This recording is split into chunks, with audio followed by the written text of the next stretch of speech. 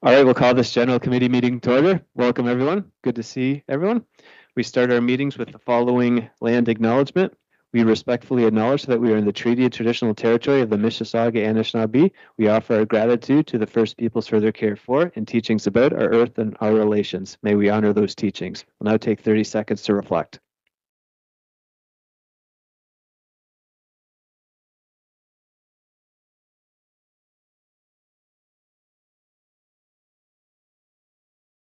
Please stand for the singing of the national anthem.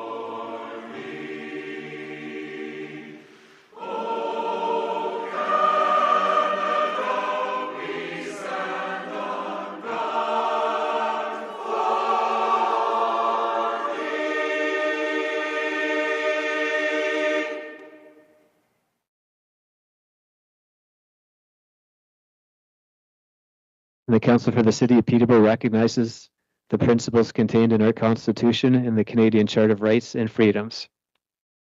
All right, Mayor Leo, I believe you had a few comments. Very much, Mr. Chair. First of all, to Councillor Duguay, on behalf of colleagues, staff, and the citizens of Peterborough that you represent, we offer our sincere condolences on the passing of your mother. It's often been said that sons have a very special relationship with their mothers. And from the conversations that I've had with you over the last number of months, and indeed that you enjoy a very special and unique relationship with your mom. So, as I said, on behalf of us all, we offer our sincere condolences. Secondly, many of us had the opportunity over the last number of days to experience the great celebration of the 9 ships and the 2024 residents that came from Cork, Ireland to settle in this area as part of the Peter Robinson settlement. On behalf of us all, I'd like to thank the organizing committee who did such a wonderful job. Chair Brendan Moher, Mary Smith, Maureen Crowley, Dennis Carter-Edwards, and Professor Emeritus Elwood Jones that made an experience second to none. My son Braden and I had the opportunity to be at the Canadian Canoe Museum for the Great Irish Gathering on Saturday night. It goes without saying, there was a fair amount of Guinness that was flowing on Saturday night for a number of people. But more importantly, at that event, I've never heard such a positive reflection on our city in a long time. There were visitors there from the United States, there were visitors there from Ireland, and there were visitors there from other parts of Canada that reflected so positively on all the great things that this city has to offer. And of course, they were particularly impressed with the Canadian Canoe Museum. To visit the artifacts that are there, the canoes, tells the history of Canada from First Nations to 2025. And the opportunity for them to travel and walk the grounds and have a real appreciation for what Peterborough is all about. So it was a great celebration. I know the Vice Consul General of Ireland, Cahill Sweeney, was very impressed of what this city has to offer, and all of us, our public works people that did so much work, and all of us to make Peterborough such a welcoming community over the last couple of days. Thank you very much, Mr. Chair. Thank you very much, Mayor Leal, for that. All right, adoption of minutes from June 10th and June 23rd, 2025, moved by Councillor Duguay. Any comments or questions, errors or omissions? All right, we'll take a vote.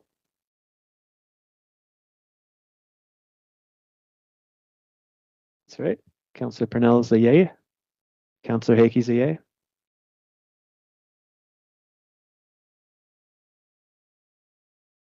And that is carried, and Councillor Crowley is sending his regrets this evening. Mr. Clerk, any disclosure of pecuniary interest this evening? Mr. Chair, Councillor Duguay. Thank you, Mr. Clerk. Mr. Chairman, I'll be declaring a conflict with respect to item, I believe it is referenced on the agenda from the closed session 1H. Thank you. Okay, thank you. All right, so we have 5 items coming out of closed session this evening. The first one, acquisition and use of land. That council approved the recommendation outlined in report LSRS 25-009 dated August 5th, 2025 of the Commissioner of Legislative Services as follows. That respecting the property known municipally as Trent University, staff be directed to proceed as outlined in closed session report LSRS 25-009 dated August 5th, 2025 of the Commissioner of Legislative Services. Moved by Councillor Burke. Any comments or questions? All right, we'll take a vote.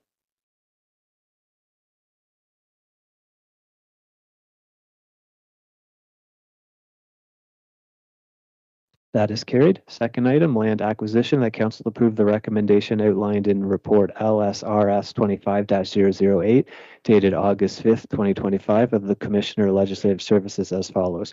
That respecting the property known municipally as 2317 Television Road and 2000 Television Road, staff be directed to proceed as outlined in closed session report LSRS 25-008 dated August 5th, 2025 of the Commissioner of Legislative Services. Moved by Councillor Baldwin. Any comments or questions? We'll take a vote.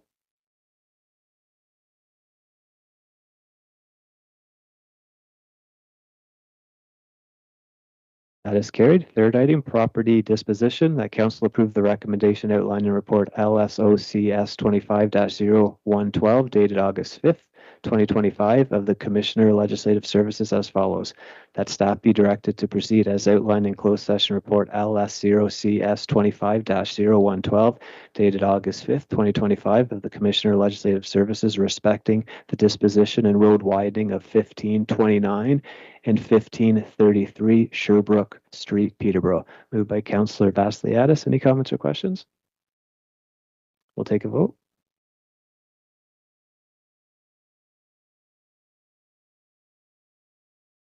That is carried. Fourth item, litigation. That council approved the recommendation outlined in report LSOCS 25-011 dated August 5th of the city solicitor as follows.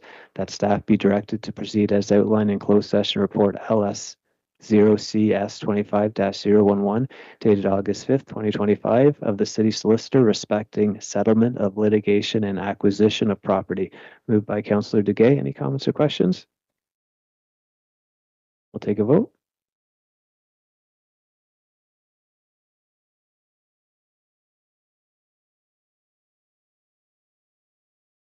That is carried. Thank you. Fifth and final, that council approved the recommendations outlined in report FCSFS 25-0112 dated August 5th, 2025 of the Commissioner of Finance and Corporate Services as follows. A, that council authorized staff to proceed as outlined in closed session report FCSFS 25-015 dated August 5th, 2025 of the Commissioner of Finance and Corporate Support Services respecting financing to the Mount Community Centre for its purchase of 780 Argyle Street. B, that a bylaw be passed to authorize the borrowing of $4.5 million to help finance the purchase of 780 Argyle Street, Peterborough, to be undertaken by the Mount Community Center. C, that the Commissioner of Finance and Corporate Support Services be authorized to prepare the necessary borrowing bylaws to borrow funds up to a maximum of 4.5 million for a term not to exceed 5 years. And D, that the treasurer be authorized to submit an application to Ontario Infrastructure and Lands Corporation if necessary to borrow these funds. Moved by Mayor Leal. Any comments or questions? We'll take a vote.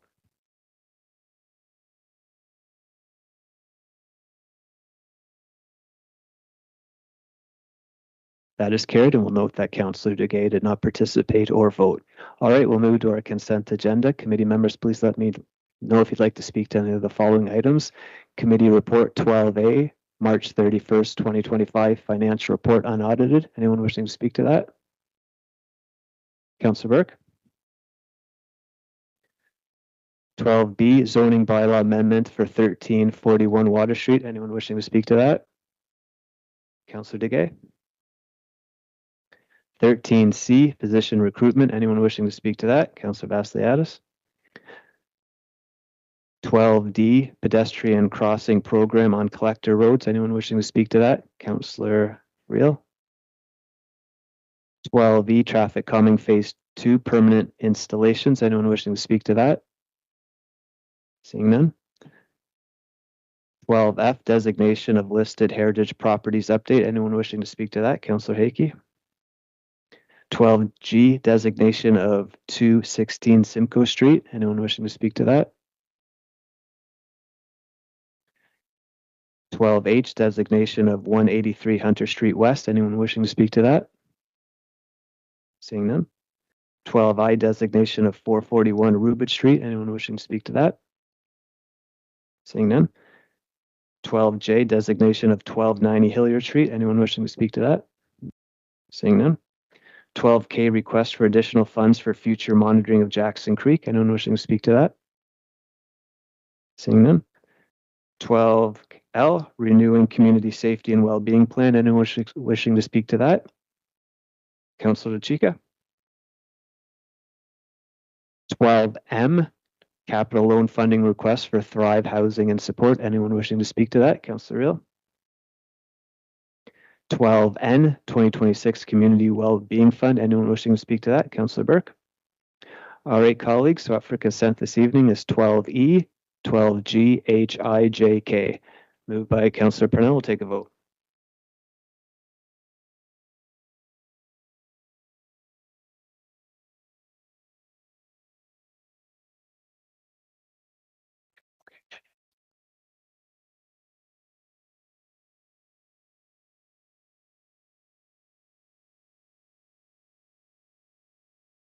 That is carried. Thanks, everyone. All right, first one, 12A, Financial Report. Councillor Burke. Thank you, Chair Beamer. Through you, please, to Mr. Freeman. In this report, we have over $600,000 in budget adjustments that were made through delegated authority, some of which reallocated capital reserves or HF2 funds to administrative or internal projects. Why are the Housing Accelerator funds being used for studies and internal planning instead of actual housing units?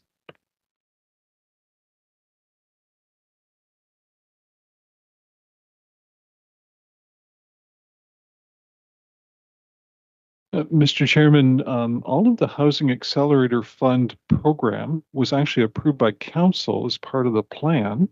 I think this is just the administration to carry out the plans. I might have to look to Commissioner Nelson here for confirmation, but I believe it's all simply carrying out what council's direction is.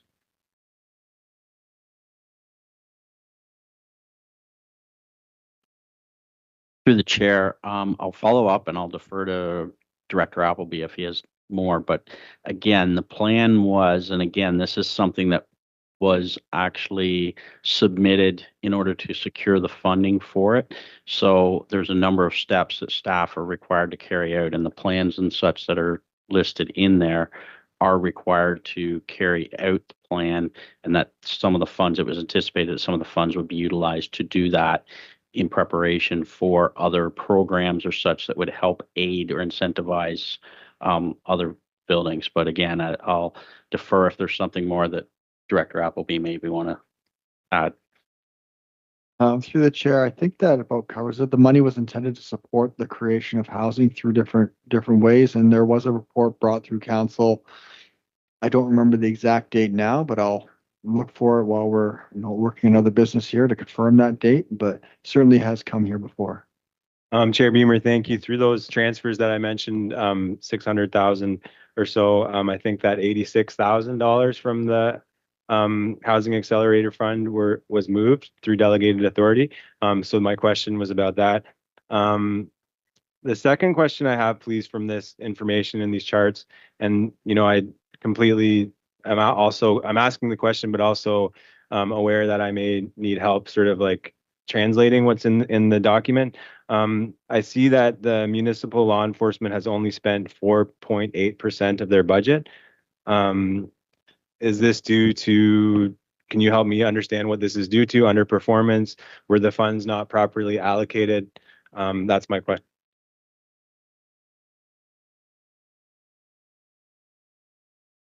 Mr. Chairman, I'm just bear with me as I turn to that page in the agenda here.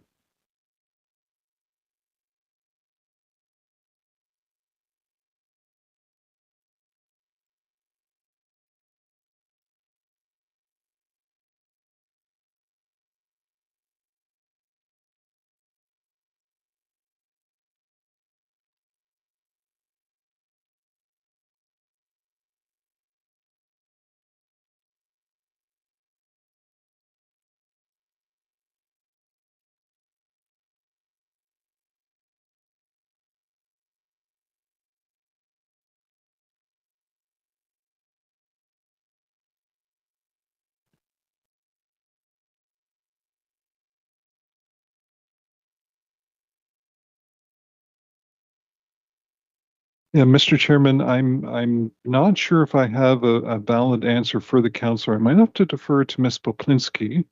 Yvette, can you help me out here? I'm not sure if it's a matter of the program ramping up in terms of, because staffing would be a key component there if all of the staff complement were in place, or is it revenues exceeding the budget there? So maybe you can help me out. Sure. Through you, Chair. I'm just pulling up the schedule, the more detailed schedule, but I think it is a combination of the timing of expenses, in that things aren't.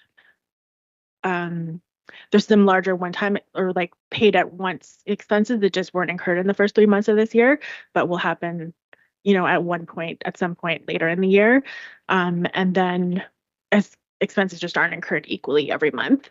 And then a little bit of the revenue coming in, the revenue that's budgeted in the division being higher than the expenses at that point.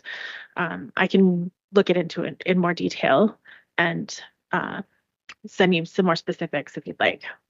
Yeah, I mean, thank you. That'd be great. I think, I came tonight to be prepared to talk to what was in the report, and that was one of the questions that I had. And it seems like one of the things that would be a sort of valid question to ask. So I thank you very much for that. My final question, Chair Beamer, to Mr. Freeman, is that when we look at these charts, because we receive these updates, as councillors and the public who's watching, what sort of things should we be looking for? What should be the concerns? What should be the markers of things running smoothly? Can you help us with that, please? And that's my final question. Thank you.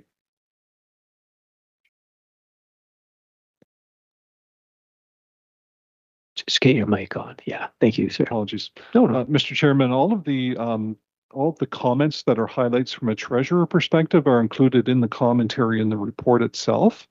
And as Ms. Poplinski has said, I mean, some of the numbers, some of the program expenses, of which perhaps municipal law enforcement is perhaps one, don't necessarily follow a pattern, a consistent pattern from month to month.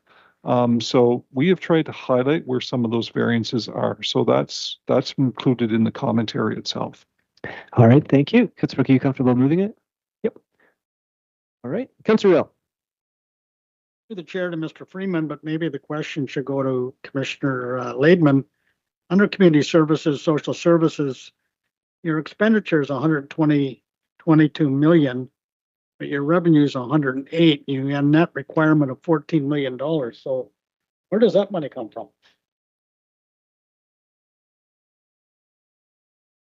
It's on Schedule 2. Mr. Chairman, I can help out and perhaps Commissioner Laidman could to supplement, but the vast majority of the monies in social services, it's funded from the provincial government through the various program offerings. There is a smattering of funds from the federal government as well as the county that make up the majority of the revenues. Chair, Mr. Freeman, I guess where I was going here, if there's a net requirement of $14 million, what role does the city play in here? Make up the shortfall. Mr. Chairman, the $14 million would be the net city cost for these various programs. And as you can see, the expenditures to date is tracking pretty much on target with 24%, just shy of 25% spent at the end at the end of March. Thank you very much for that, Councillor Rowe. Any further questions? Moved by Councillor Burke. We'll take a vote.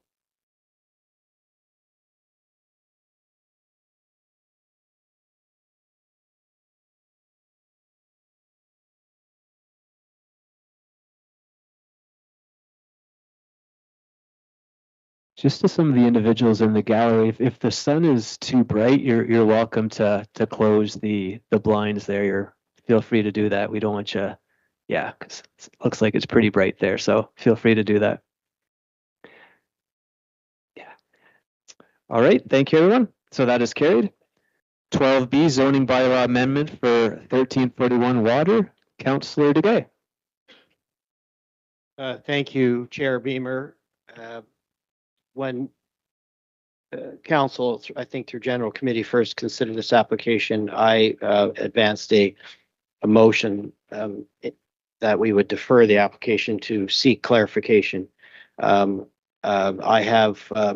considered certainly the original report, the various technical reports, and I've had opportunity to consider and review the supplementary report, and I would be prepared to move the recommendation. I've also, since the meeting, had an opportunity to visit the site 3 times for different reasons, different occasions, and the revised concept plan, from my perspective, works, and it meets our official plan policy directives, and it's consistent with critical provincial planning and development criteria. With that in mind, I would be prepared to recommend the approval of the zoning bylaw amendment application. Thank you. Thank you very much, Councillor Degay. Moved by Councillor Degay. Any further comments or questions? We'll take a vote.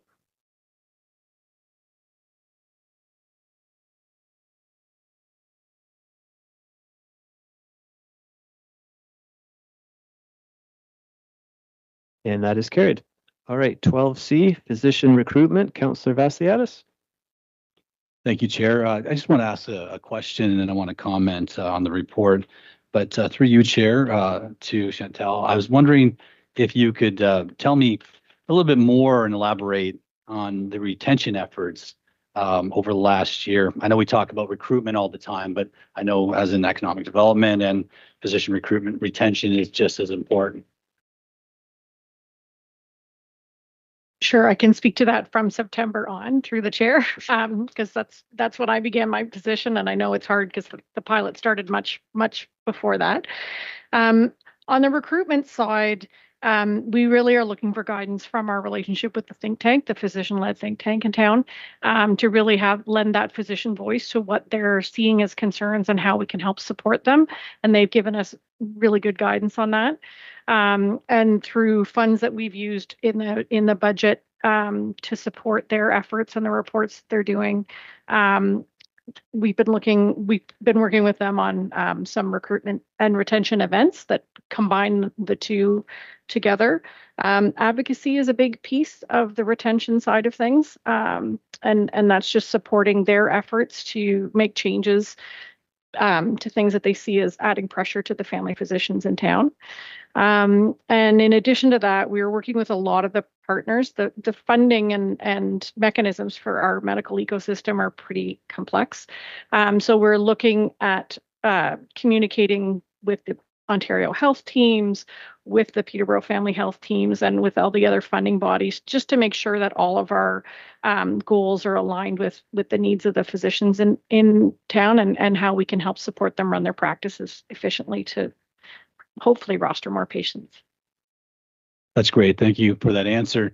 And I just wanted to talk a little bit in the report. It talks about the family physician think tank. And I was lucky enough to be invited to it was called a family medicine day. And so the think tank hosted that particular day with medical students from Queens. And so I was invited to the lunch, and I had a chance to talk to each one of the medical students. And it was really interesting, the questions they were asking about Peterborough. I was there to answer them, but they spent half a day with a family physician, and then half a day with the think tank. And during lunch, they had a chance to talk about their experiences with local physicians, and it was all very, very positive. So that's one thing that the think tank is helping us do, is that one-on-one interaction with the medical students, and will help us recruit family physicians is what we're looking for. So that was a great experience. We're lucky to have the think tank. I know, it's all about physicians recruit physicians. And just the only other part of the report that I want to say I fully support is the physician recruitment coordinator as a full-time job. This isn't the type of job that you do a little bit of and then you leave it and it will take care of itself. It's an ongoing process, and we do need a subject matter expert in that position. Thank you, Chair.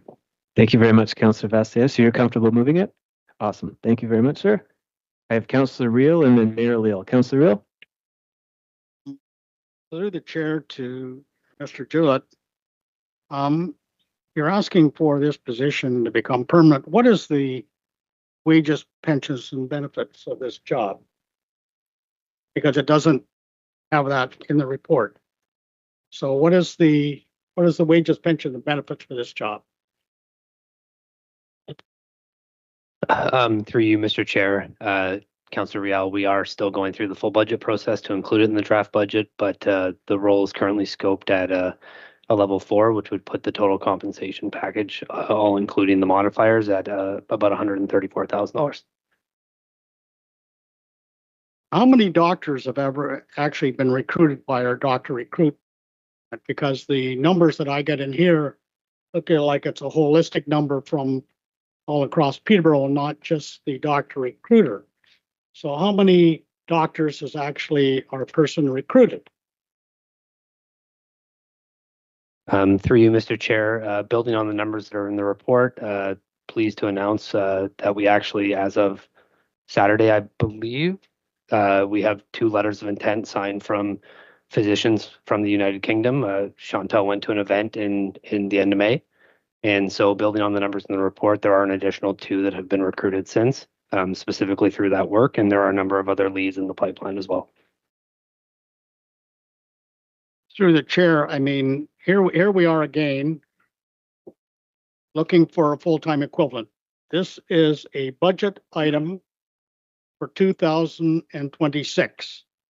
So I'm going to make a motion to defer this to budget talks for 2026. This says I'm casting no aspersions or anything on the person that's doing the job, but this is a budget item. And so that's when it should be brought at budget time, not here. Again, I've raised this issue before. If you want a full-time equivalent job, then you better bring it at budget, not here in August, September, October, or November. Bring it at budget, because this is getting tiresome and this is a cost to the city. So whether it's below the line or a full-time equivalent job, it should be brought at budget. So I am making a motion to defer this until budget time so that we can debate this. If you're going to put this in as a full-time equivalent job, that's when it should be addressed. So thank you, Councillor Reel. So moved by Councillor Reel to defer this FTE till budget 2026. So speaking to the deferral, Mayor Leal, I have you on the list. Did you want to speak to the deferral? Yeah, I think the deferral is problematic. Excuse me, just simply from the perspective, when it comes to doctor recruitment, we can't afford to lose 1 minute, 1 day, 1 hour, 1 month in terms of continuing to pursue doctors for our community. I think we saw the numbers. There was a media report, I believe, in the Peterborough Examiner, 10,000 plus residents in the city and county without access to primary care. We do know September is coming up. New medical students will be going to prospective universities, not only across Ontario, Canada, but internationally. And we need to have somebody there doing that groundwork that needs to be done. And let me say, this report with us this evening is the best report that I've seen on physician recruitment since the late John McDonnell did this job many years ago. And it's a real great tribute. It's tough work. It's tough slogging. And we also now, with our work with Ireland and Vice Consul General Sweeney, a real opportunity to take advantage of that link to recruit more doctors for our area. But the only way we can do it is getting into the field now, which means we need to fund a full-time physician recruiter. Thank you very much, Mayor Leal. Speaking to the deferral, I have Councillor Chika and Councillor Reel. Councillor Chika and Burke. Councillor Chika. Thank you very much, Chair Beamer. Through you, I'd just like to state that the mover of the deferral, Councillor Reel, I agree with the point you're making about budget. I think we're perhaps missing what is stated in the motion. We're not saying that physician recruitment, and I thank the team for the report and for all the work that's been happening. This is one of the most important things for our community. So I think, and we all agree, and we have made motions and passed motions to put this program into play. It needs to continue. That isn't the question. But what has been stated is that a 1.0 FTE, well, the language of the motion says a permanent program continuing. Well, we do need to continue the program, absolutely. But in terms of the HR piece and the 1.0 FTE, it could be that the person exacting this continued important effective program may have other responsibilities related to economic development. I think it really is a question of hearing about a dollar sign and a level 4 position at this point is premature. We are committed to physician recruitment. We are appreciative of the work and want it to continue. But what that will look like on a budget level is for budget time. And I am in support of Councillor Riel's deferral. Thank you. Thank you very much for that, Councillor Chika. Speaking to the deferral, Councillor Reel, Burke, Vasilis. Councillor Reel. I don't know where the inference is that this is going to stop. We have a pilot project. We have somebody that's on the job that's being paid, and that's going to continue. The only motion that I made is to defer this. It's going to be a full-time equivalent and there's going to be a job as it comes at budget time. We have a full-time equivalent of a doctor recruiter, and this is the job. That's all I'm asking for. That the time is as a budget time. We already have, and the program is not going to stop. The work that the doctor recruiter is still doing is going to continue. It's just that we are going to look at this at budget time. Everything is looked at budget time. And so certainly there's a list that we are given at budget time of full-time equivalent jobs that the staff has put forward, and there's below the line. And we make a decision if we want to fund that. And at that time, somebody can make an argument or a talk about the needs for a doctor recruitment going as a permanent position. But the job doesn't stop today. All I'm saying is there is a process, and we put the process in place at budget. This is a full-time equivalent job. It needs to come at budget. That's all I'm saying. Thank you very much, Councillor Real. CO Reyna. Thank you. Through you, Mr. Chair, I just want to respectfully put it forward for the council when they are voting that the people in the role, they need job security. And this is Miss Chantal is here. I just want to say that this is a very high demand job out there. And people need job security at this level.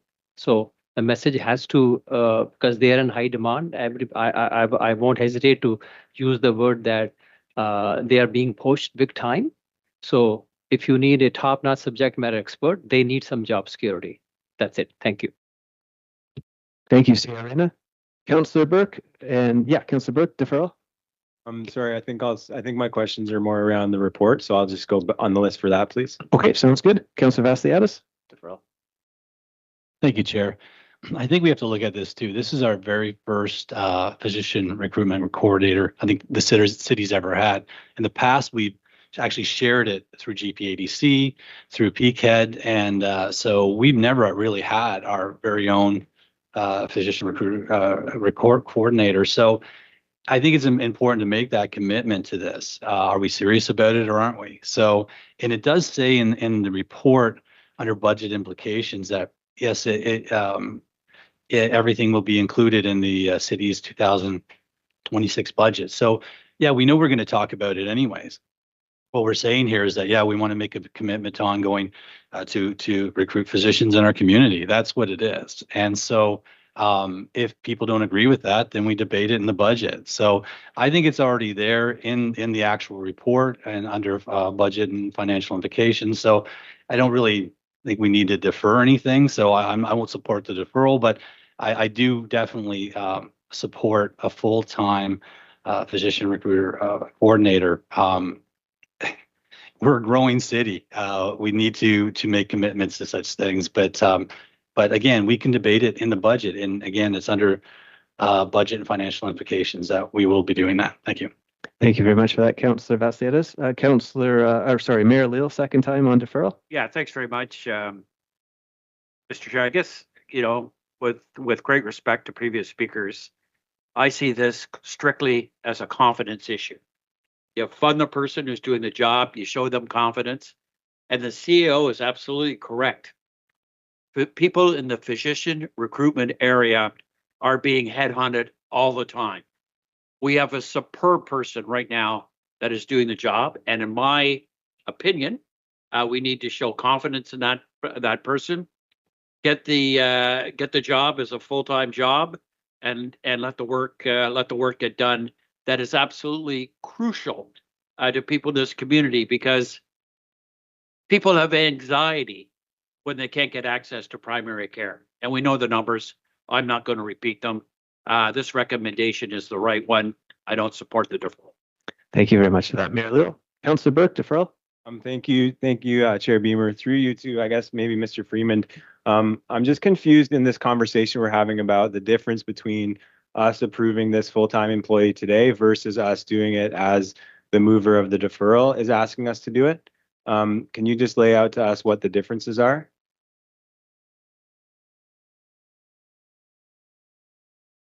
Mr. Chairman, I think I would just go right back to the comments that was just previously made by CAO Reyna. This is an indication of job security in an environment where the incumbent that's involved in the role is extremely marketable and can move elsewhere, and that is not in the best interest of the community. This is about indicating to the incumbent that her role is valued, and we need that role permanently. And that through the chair, I think so. Listen, I'm not trying to get into the specifics of like the personal side of this matter, because I understand that argument from both sides. I see it. But what I'm asking about is we're here to do city business, and we are more than just one employee. Okay. And I think what the councillor is saying who moved the deferral is that the correct time for us to be looking at increases to our overall budget by adding employees like this specific ask is more appropriately done during the budget time, which is not a year and a day away. It's very close, actually, a couple months away where we'll start to look at these things.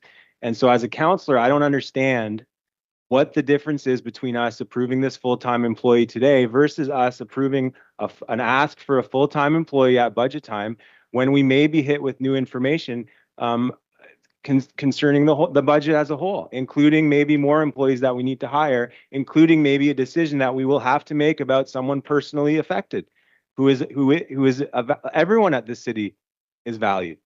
But we are in the position of having to make very tough decisions sometimes, and based on the reality of our situation. And I'm unclear from a technical perspective what the difference is between us approving it tonight or saying that, because all the speakers have said this. All the speakers have said that they appreciate the report, they appreciate the work that has been done. But the ask is to move it to budget time when we can look at this from a more of a bird's eye perspective. So what's the difference? Sure. If we approve this tonight, is that job set in stone? Can that be taken away at budget time? These are the questions I'm having. Mr. Chairman, I think from a dollars and cents perspective, if that's what the councillor's asking for, I think that there would be very little difference between approval now or approval at budget time. Hence the reason why I commented the way I did. The position, it's my understanding it's a full-time contract position and would be paid as similar to what's outlined obviously in the report.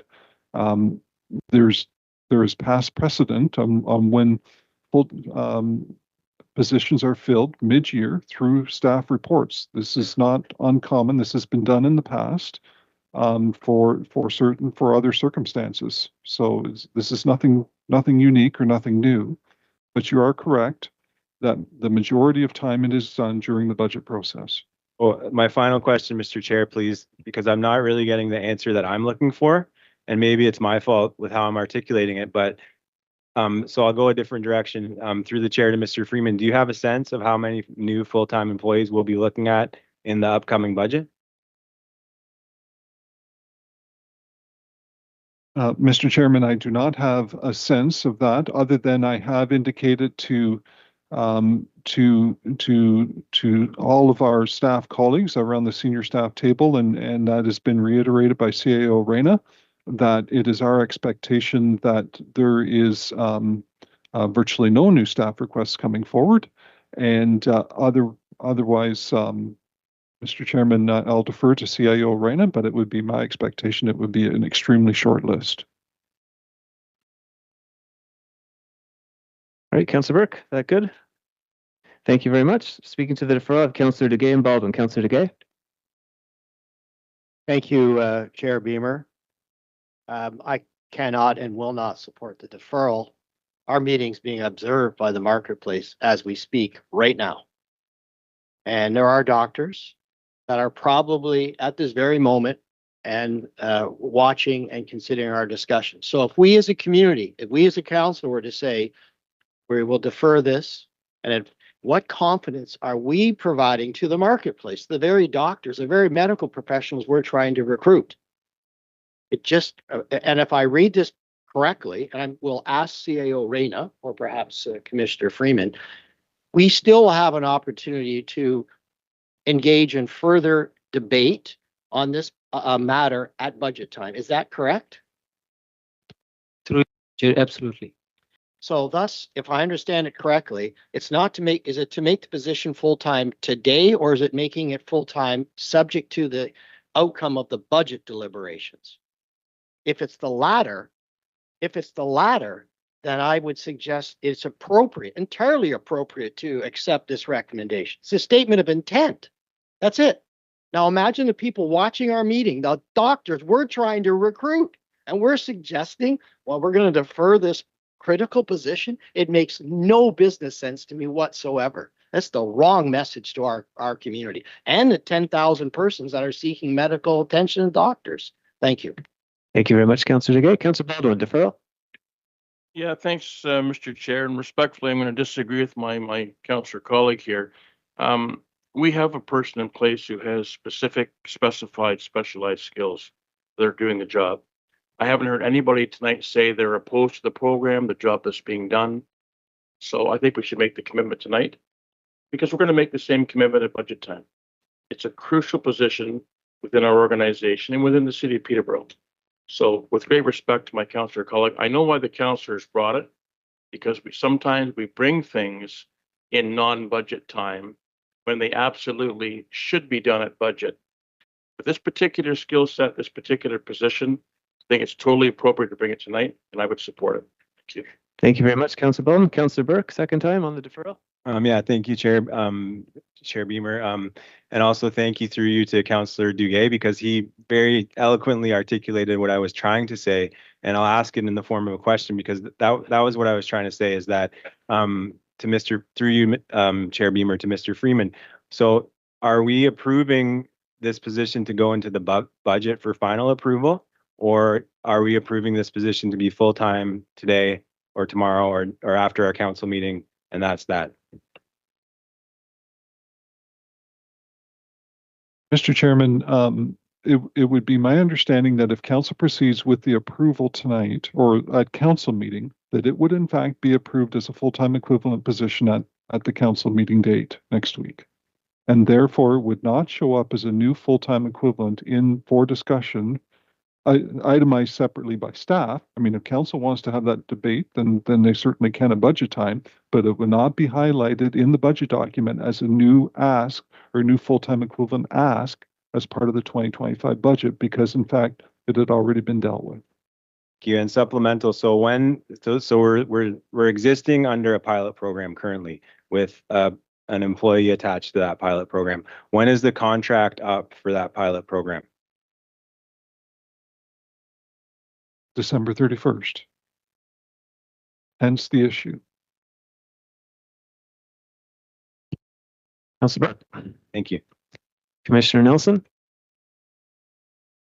I think, thanks to the chair, I just wanted to clarify and confirm just what Councillor Burke and Commissioner Laidman clarified, is that initially we did want to bring this report to the end of June, but again, unfortunately, due to the large agenda for that night, it got deferred till today. And again, it's the end date on the pilot program that is of concern here, and we're trying to get things in place so that the continuation is carried on, and thus the reason for the request. Thank you. Thank you very much, Commissioner. Any further comments or questions on the deferral? Point of order. Yeah, point of order. I just witnessed something here. Just bringing to the chair's attention. Only people that speak at council are council. We want comments from our staff outside of the CEO. They do not speak. So unless I or one of the councilors direct a question, they do not speak at council. This is our council meeting, and I don't remember a question being asked, but I see a staff putting their hand up wanting to be recognized.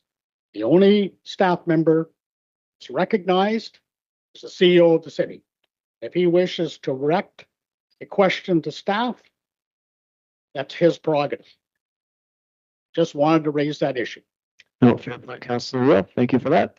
Any further comments or questions? Councillor Chica, deferral, second time. Thank you, through you, Chair Beamer. The information that's been shared by Commissioner Nelson is significant to me because I didn't know that. And if that's the reason for this coming forward, there's another way to look at all of this. We could extend the pilot project until budget time. I just feel it's a lot for a council to make a decision about a salary, for a permanent salary for a full-time employee on the spot, when we have not seen the other personnel pieces that are going to have to inform our budget. And as my elbow partner stated, it's about stepping back from the canvas. It doesn't, we so appreciate this amazing work that's been done and want it to continue, but we need to make an informed analysis of our personnel and what our budget decision should be based on a larger picture. And we don't have the opportunity to do that. And if this is just about a pilot project ending, can we not put forth an amendment? And I would ask the chair if we could extend the pilot until the budget time, where this could be up for discussion and we're making an informed decision with all of the pieces before us. So that is my amendment. Yep, so good point. So we got to vote on the deferral first. If the deferral passes, it passes. If the deferral loses, then someone could bring forth such an amendment. But right now, we Thank got you. the Yes. deferral, but that's possible after the deferral Thank you. if it loses. Thank you, Councillor Chica. Any further comments or questions on the deferral? Moved by Councillor Reel. We'll take a vote on the deferral.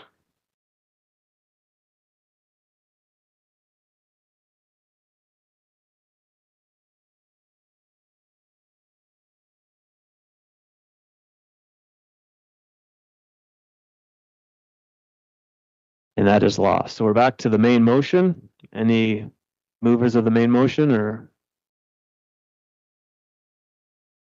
All right, Councillor, any further comments? Okay.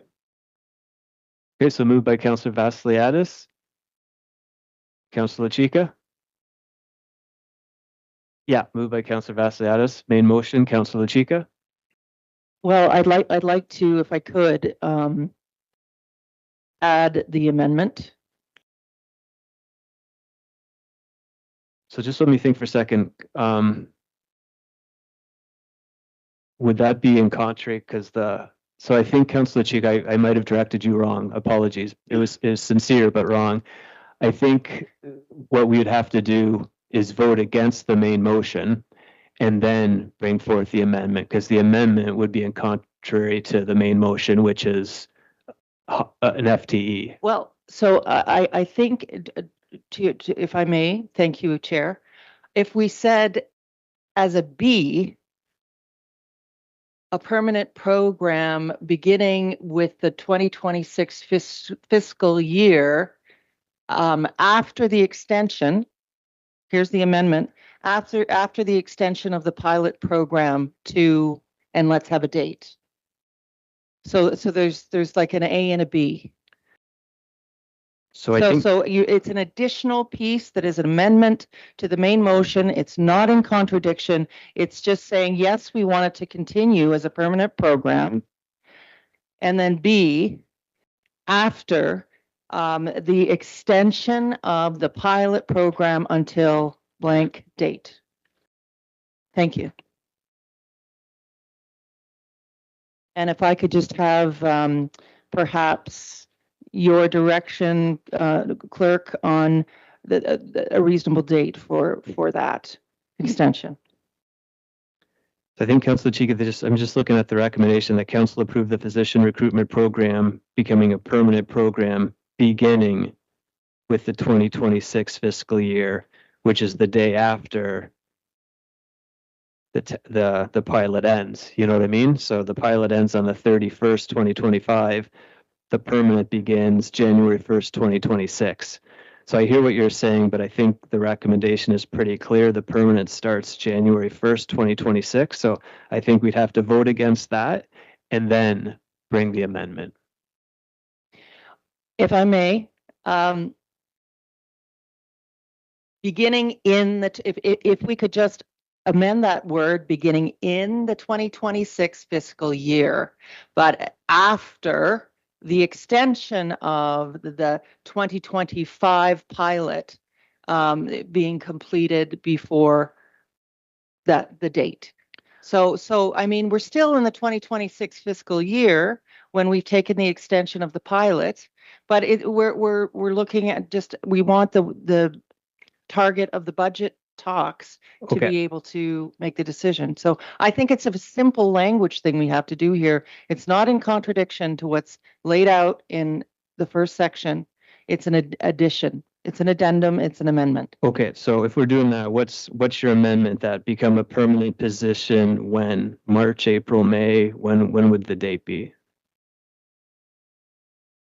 Beginning with pending budget approval, and after the extension of the pilot program. It's for 2026. So the amendment is extending what's happening until the budget approval when we would vote on that. And Finance Committee, do we have like a date? Could we give a month or a week for that? It's the second week of December, so I think, So we're fine then. yeah, I think you can just vote on yeah, I think I hear what you're saying, so I think you just vote up or We down. can keep the language as it is and Yeah. just say after the budget Yeah. approval. Okay, That's thank you. So we can add that amendment then. No, because it's good. The budget will be approved the second Monday in December. The pilot ends December 31st. The permanent position begins January 1st, 2026. So it take cares of itself. So for clarity, and so through you, Chair, to Commissioner Nelson, why are we doing this if the pilot is extending until the end of December and there's no loss of anything here. No, there's no job in jeopardy, correct? I'm not understanding what your point was then.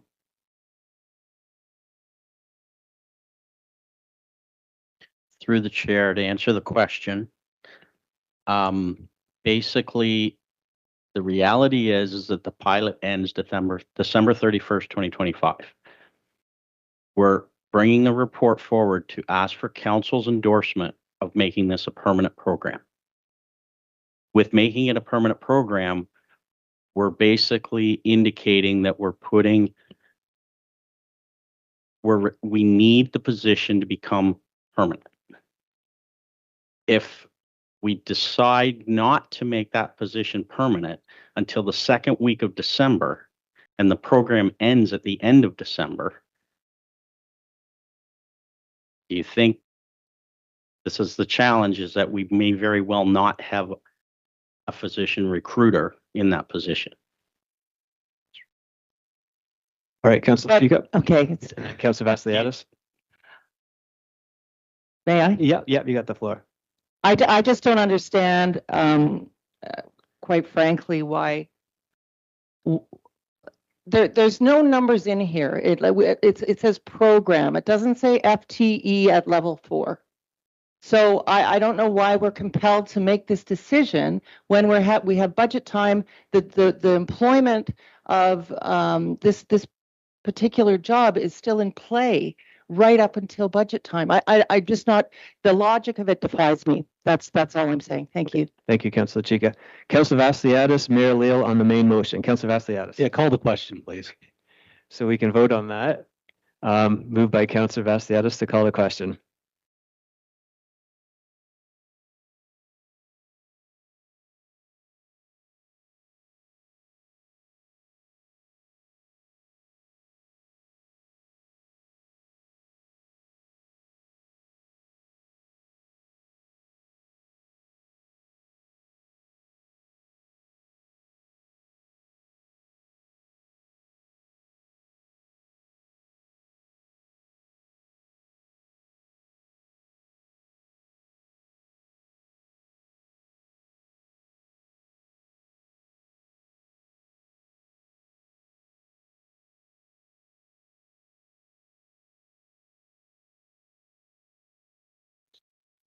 We have just Councilor Burke, Lachika, and Real. It just shows you're not in the meeting for some reason.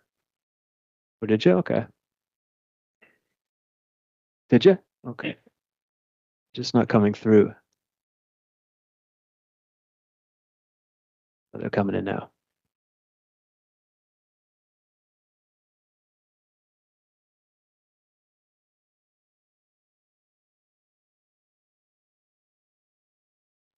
Councilor Real is a yes. Thanks, Keith. Dave.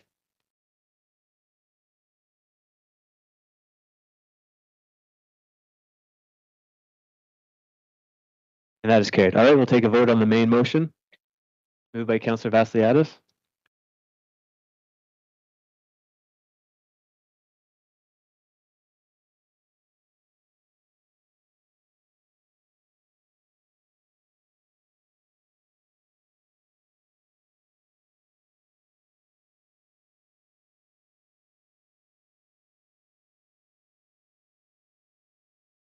Yes.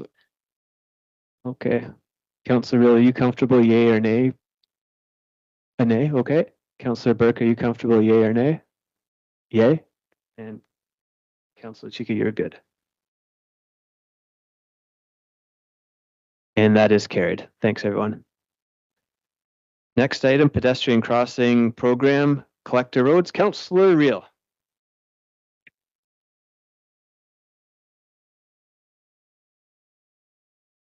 Through the chair to Mr. Malin. Is he here? There he is. Thanks. Can you tell me what the process is for getting on this list? Is it that staff has done a thorough investigation of the city and what the crossing and the collectors and all this other stuff? Or is it that there was been complaint driven by the public? Or is it that a counselor has made a proposal or certainly brought something to your attention about something that in this issue with the needs to be corrected? So what is the process for getting on this list? Through the chair. Hey, Peter, it's good to see you. Okay. Good. Respectfully, the report outlines the process. What we did was we took all the collector road network and we applied some attributes to be able to evaluate each of the locations based on requirements for pedestrian crossings. So, for example, we looked at previous requests, collision history, road width, distance to transit stop.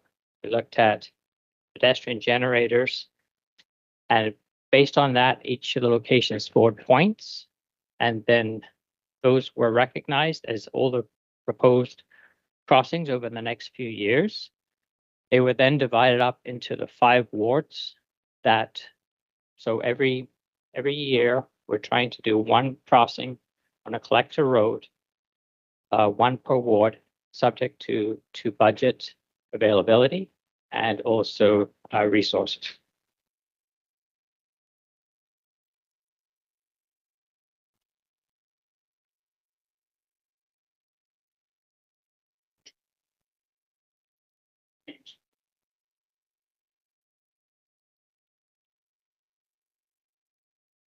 Okay, this is a new program for 2025. Sorry, through the chair. This is a new program for 2025. It was supported by council through budget to look specifically at collector roadways. And this is bringing to council a method of evaluation of the potential crossings on collector roadways. And the timeline is going to be based on time that it takes us to evaluate a specific crossing, as well as the funding that's available. So the ones that are proposed here, we're hoping to implement 3 of them in 2025, and the remainder will happen in 2026.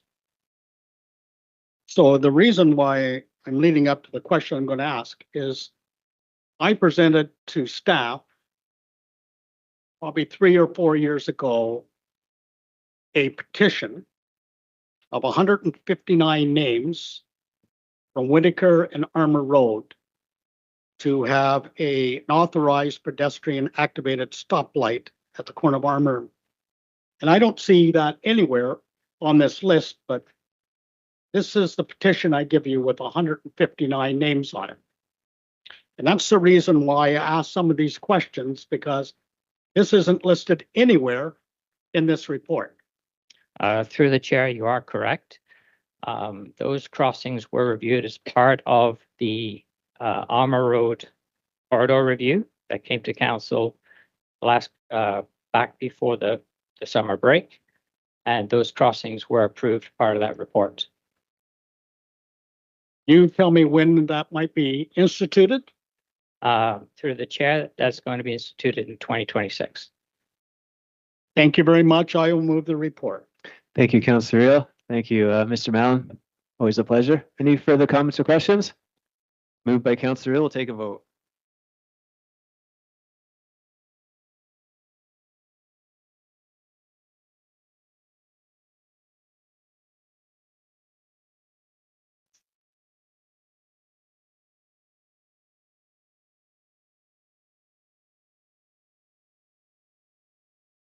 And that is carried. Thanks, everyone. 12F, designation of listed heritage properties. Councillor Hakey. Thank you very much, Mr. Chair. There's two thoughts, two ways of going on this for me. One is to ask that we vote on every one of the 43 properties listed. The other would be, which my preference would be, that we defer this and we ask for a report back. Doesn't have to be necessarily from the committee, but from somebody. And it's simple. Does the property owner agree with the designation or not? I think it's that simple.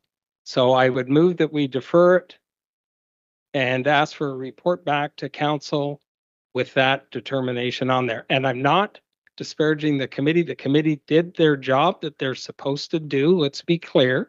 But this, as we've talked many times, comes right back to council and it lands in our lap. So that's the deferral I would like to move. Thank you very much. So a deferral is always in order to defer the report, essentially, John, to get information back on each property if the property owner Is a yes or a no? a yes or no on the designation. All right, I have Councillor Chica and then Mayor Leal. Councillor Chica. Thank you, Chair Beamer. So I just want to reiterate that there is indeed a deadline because of legislation that these listed properties need to be determined before the end of December of this year. So, I mean, if we keep deferring and deferring and deferring, we've already passed a motion that we're going to be doing these in bundles in order to get the 50 done that we had intended to get done. And we're working diligently to do it with method and with pacing. And we have in fact gone to the point of sending registered letters to the owners, already delineating that piece and giving them the opportunity to provide feedback. According to the legislation, they don't have to agree necessarily, but the letter indicates that they are able to provide feedback to council. So I think that we're doing double the work, we're waiting double the time to get something done that we need to expedite. So I don't think a deferral is necessary. I think we need to keep up with the pace of what we're doing. We've provided the information to the owner. They know they have the opportunity for feedback, and I think that is absolutely above and beyond. Thank you, Chair. Thank you very much, Councillor Chica. I have Mayor Leal and Councillor Burke. Mayor Leal. Thanks very much, Mr. Chair. I do know one of the properties for sure that wants to be pulled from the list. That is the Old Stone Schoolhouse. I think it's referred to here as Ridley Cottage, St. Peter's School. I had the opportunity to meet with His Excellency Bishop Mean, Father Tom Lynch. They would like to demolish the old structure on that site. It was hit by a fire several years ago. It's beyond repair, and they would like to, as I said, demolish the building and potentially use that site for a housing development. So that's the kind of information we need when it comes to these. Thank you very much for that, Mayor Leal. Speaking to the deferral, I have Councillor Burke and Councillor Chica second time. Councillor Burke, deferral. Thank you, Chair Beamer. And, I think that a deferral in this case is redundant. This is a public meeting. These documents that we're talking about are public. And we've just heard by the previous speaker that the public was able to get a hold of an elected official and speak to them with their concerns about this report. And everyone on that list has had that opportunity. And I think that this is like the preemptive stage before we go through with the designation. It's a list.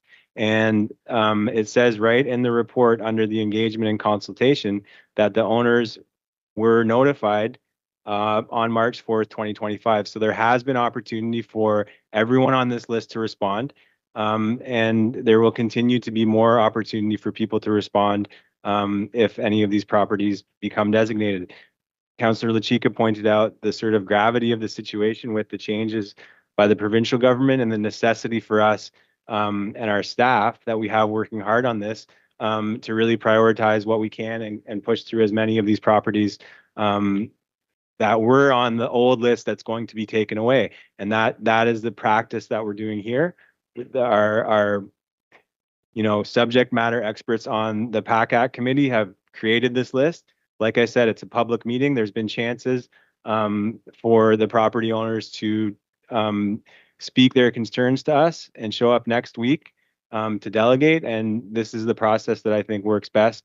So I will not be supporting the deferral. Thank you. Thank you very much for that, Councillor Burke. I have Councillor Chica second time, Parnell and Baldwin. Councillor Chica.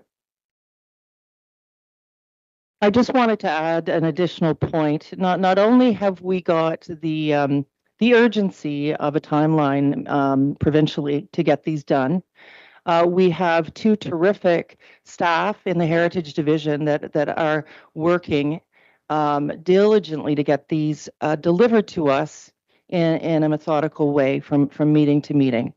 As planned, as the motion we made and we're voting in favor of asked for. So it's incredible work that's being done, but we are still without a director of heritage in the city of Peterborough.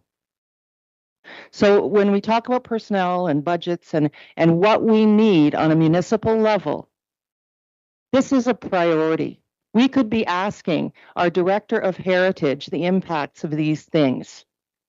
And there's a lot of procedure, there's a lot of language that's written in the legislation that we need to be aware of before we, play with the little time that we have. So I just urge the table to think about the people in this community that care deeply about heritage and the committee that has gathered to get this done in an expeditious way. Let's be expeditious and show the respect to the community and to the PAC Act committee who's worked so hard. And let's make sure we have a director of heritage for 2026. Thank you very much for that, Councillor Chica. I have Councillor Purnell. Thank you, Mr. Chair. I can respect what is being said around the table. I am wondering if I could just request through you, Mr. Chair, if a copy of that registered letter doesn't have to have a name or anything on it, be sent to all of us so we can read it. The reason I'm asking is because I was speaking with a constituent today, a very intelligent person, and I was asking this individual, are you in favor of the designation of your property? And she said, oh, yes, we got a letter. I thought that had already been done. So it was unclear that she had an opportunity to say yes or no, or to comment. So that gave me a moment of pause, and I thought maybe that letter isn't quite as clear to someone, especially if it gets put on a desk and forgotten, what have you, or you don't know the procedure, or the weight of it, or the insurance implications. There's a lot to this. So I would like to see a copy of that letter to make sure that language is very clear. And I'm wondering procedurally, Mr. Chair, if we should perhaps have the mayor's motion first, perhaps on that property before the deferral of all of that, or I'll leave that to you guys. Thank you. Thank you, Councillor Purnell. So two things here. And is it possible to get a copy of the letter with the name and address removed, redacted, just what a letter looks like? Through you, Mr. Chair, I will defer it to Commissioner Nelson because I haven't seen that. Commissioner Nelson, is that possible, getting a copy of what the letter states? Through the chair, I believe so, yes. All right. Thank you very much. CEO Reyna. I just want to respectfully put forward that there is no role of director in this corporation for the director of heritage. The role is for the manager. So there is no council approved role for the director. Okay. Thank you very much. Point of order. Point of order. Yeah, Councillor Chica, your point of order. So just thank you for the information, but I just wanted to clarify. If I had director as the word I used, I meant the previous position occupied by Eric Hansen. Thank you. Understood. Yep, fair point. Thank you, CEO Reyna. Thank you, Councillor Chica. To your second point, Councillor Purnell, I think the deferral's on the floor. You make a good point, but I think the deferral's on the floor right now, so we have to deal with that maybe next week. A good point. Councillor Baldwin and then Duguay. Councillor Baldwin, speaking to the deferral. Yeah, very quickly, Mr. Chair, I can't speak for Councillor from Northcrest, but I think Councillor Hickey is actually trying to streamline the approval process. I think what I heard him say was he'd like to know of those listed properties or the proposed of listing properties, how many of the owners are in favor of their property being designated. And once the counselor has that information, it would be easy for him to make a decision on all those properties at once rather than going through. But I understand there's a process. So while I agree with the intent of what the counselor is proposing, I don't think we have to change and defer it. If we can get that information sooner to all counselors, but in particular Councillor Hakey, it will make our decision much easier. And I suspect the counselor over there, his decision will be much easier as well. So maybe I'll just put that over through you to Mr. Hakey or Councillor Hakey. If that was his intent, to streamline it, not to kind of clog it up and not. That's my inference anyway, Mr. Chair. So I'm just wondering if the counselor could clarify the intent of the deferral. Well, the intent was to be very clear with the property owners. So the go forward, we can discuss the go forward after, but perhaps the go forward is automatically in future, we get a yes or a no, and that's part of the letter. When you send a registered letter, which Councillor Parnell had asked for before, which I think is great, include in there, if you want your property designated, say yes. If you don't want it designated, say no. And to Councillor Lachika's point, just because we have this process, and it's somewhat prescribed from the province, but the bottom line with the province is it's up to council. It's not up to a committee. It's not up to a heritage director or manager. It's up to council to decide if it goes on the registry or not. So I hope that answers your question. Mr. Chairman, it does. Thank you. Thank you very much for that, Councillor Bulb. Thank you, Councillor Hakey. Deferral, Councillor DeGay and Councillor Cheek a second time. Councillor DeGay? Thank you, Chair Beamer. I understand the intention of Councillor Hakey's deferral, but what is in front of us this evening is a priority list of properties that have been identified. They're listed. There is yet a process to unfold in which designation briefs will be prepared by staff for council's approval. Council approves the designation. To that point, Councillor Lakey, I fully agree.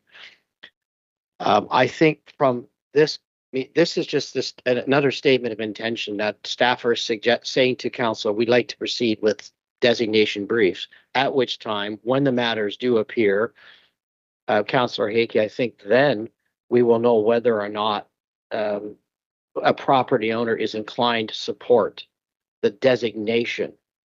Now, I also agree with Councillor Lachika's point, the clock is ticking, and these are the priority properties that have been identified by our Architectural Conservancy Advisory Committee. So I'm not inclined to support the deferral, but I am fully supportive in due process that we would hear from the property owners impacted by the designation, whether or not they support. And I want to share, if I might, Mr. Chairman, this is relevant to our discussion. Insofar as impact, because we've discussed, I think it's important we say this now, I say this now, and if I'm out of order, Mr. Chairman, you can stop me. But we have discussed and heard in these chambers issues around insurance involving properties. And many times property owners have expressed to us that they are concerned that their insurance premium will change or an increase. Now, with the disposition of my mother's property in Windsor, when I'm speaking to the insurance broker, one of the standard questions now of the insurance broker of every renewal of insurance, is the property subject to designation? This is a standard question from a nationwide company, not provincial, nationwide. And secondly, I queried the insurance agent, well, if it was, what would that mean? And they say we would be rewriting the insurance premium and it would cost more. I just wanted to share the information. So there might be, arising from this list, property owners that might learn that their insurance premiums might change or they're not inclined. Or conversely, we'll have property owners that are fully supportive and want to move forward. We'll hear about that during the process. Thank you. And I hope my comments was not out of. No, thank you very much for that, Councillor DeGay. Councillor Lachika, second time. Thank you, Chair Beamer. Through you, I just, it's good discussion and it's something we all care deeply about one way or the other. But just one thing I want to say, I appreciate Councillor Duguay's comments. We do hold the portfolio together that is about heritage and includes heritage. And just a reminder to councillors, there's a great deal that goes on in the PACAC meeting that may be of your interest. And Councillor Duguay and myself are simply observers because we're no longer part of the committee engaging in any of the conversation. But there's a great deal to be learned about the legislation, the changes, letters, all sorts of things. So I invite people to join in, especially when there's a lot of this to be done in the next several months. Thank you. Thank you, Councillor Chica. Councillor Hickey, a second time. Thank you very much, Mr. Chair. So to Councillor Duguay's point, I agree. But what I'm also talking about is what Councillor Baldwin had mentioned earlier. If you look at Report 12G, H, I, J, and K, look at how involved they are. Do we have to go through that for somebody at that point, a homeowner or a business owner at that point, to say, I don't want the designation? I don't think it's practical at that point. I think I'd rather know now what we're dealing with than later.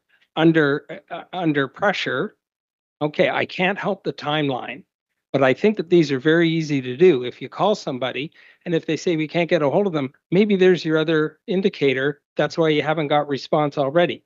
Could be summer, holidays, misunderstood the letter. There's all different reasons for it. Some people just don't think about it until after the fact and they go, had I only known. Well, we can only do so much.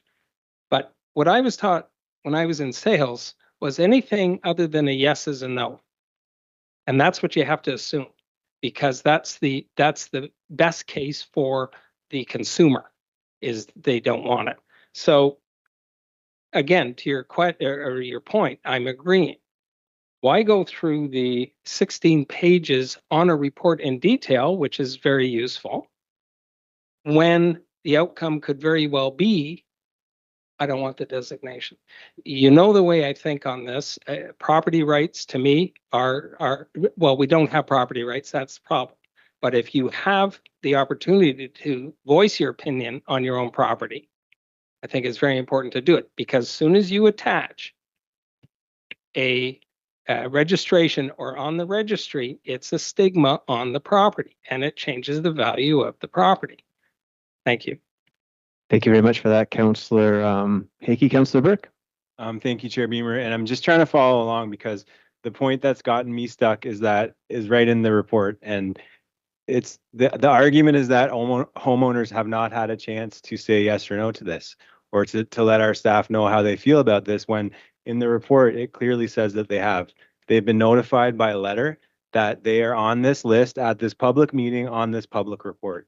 So through you, Chair Beamer, to Mr. Appleby, can you help expand upon what's under the engagement and consultation section of the report, which clearly states that these 56 property owners have been contacted to let them know that they're on this list?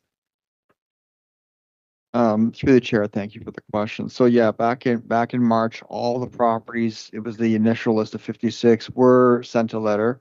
Now that was by regular postage. It wasn't registered at the time, but they were sent a letter just to let them know that their property was on sort of a short list for being considered for designation. At the time, there was no commitments made to designation, but it was simply to advise them that, you know, this process was kind of unfolding.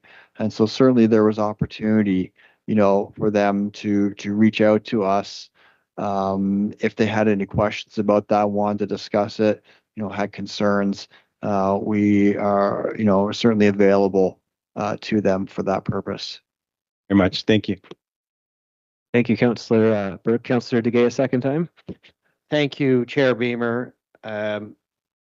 So if I, with your indulgence to Director Appleby, if I heard correctly, in March, a letter was circulated to property owners advising them that their property was currently on a list and might be considered for designation, correct?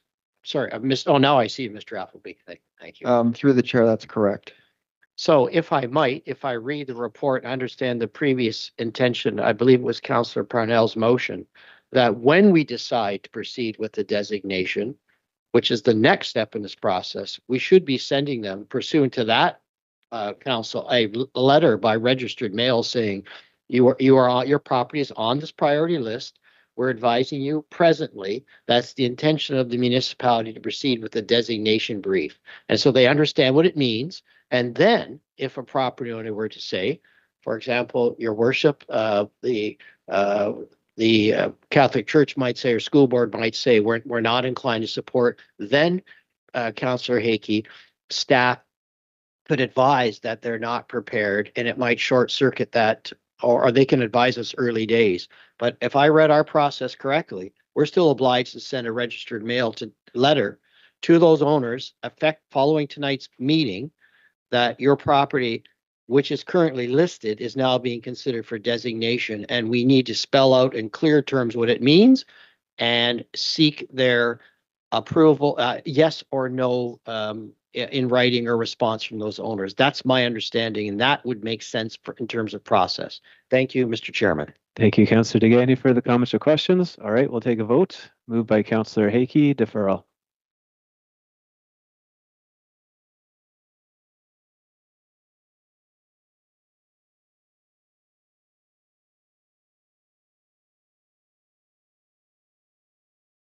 And that is lost. All right, back to the main motion, which is receive for information. Can I have a mover? Moved by Councillor Duguay.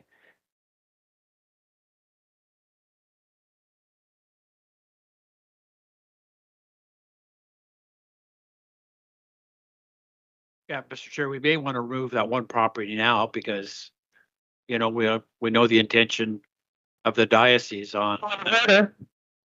Councillor Chika, point of order. It was not withdrawn from the list originally. It was included. Those properties, none of the designations were withdrawn for discussion.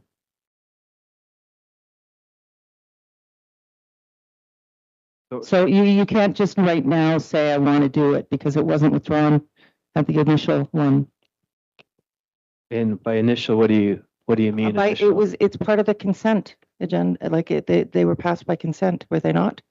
No. Different property, different report. So pardon me. I'm sorry. No, sorry about that. That's okay.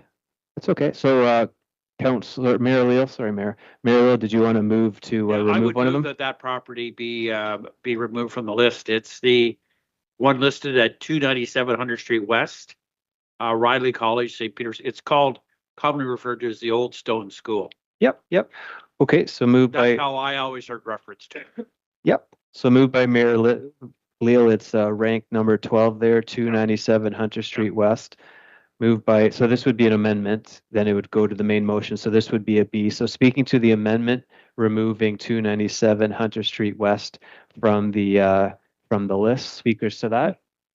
Mayor Leal, and then Councillor Chika. Yep, Mayor Leal, you have the floor. Simply, we know that property was the subject of a fire. It's owned by the Catholic Diocese of Peterborough. They have no intention of rebuilding the Old Stone Schoolhouse. They want it removed so that property potentially could be used for housing.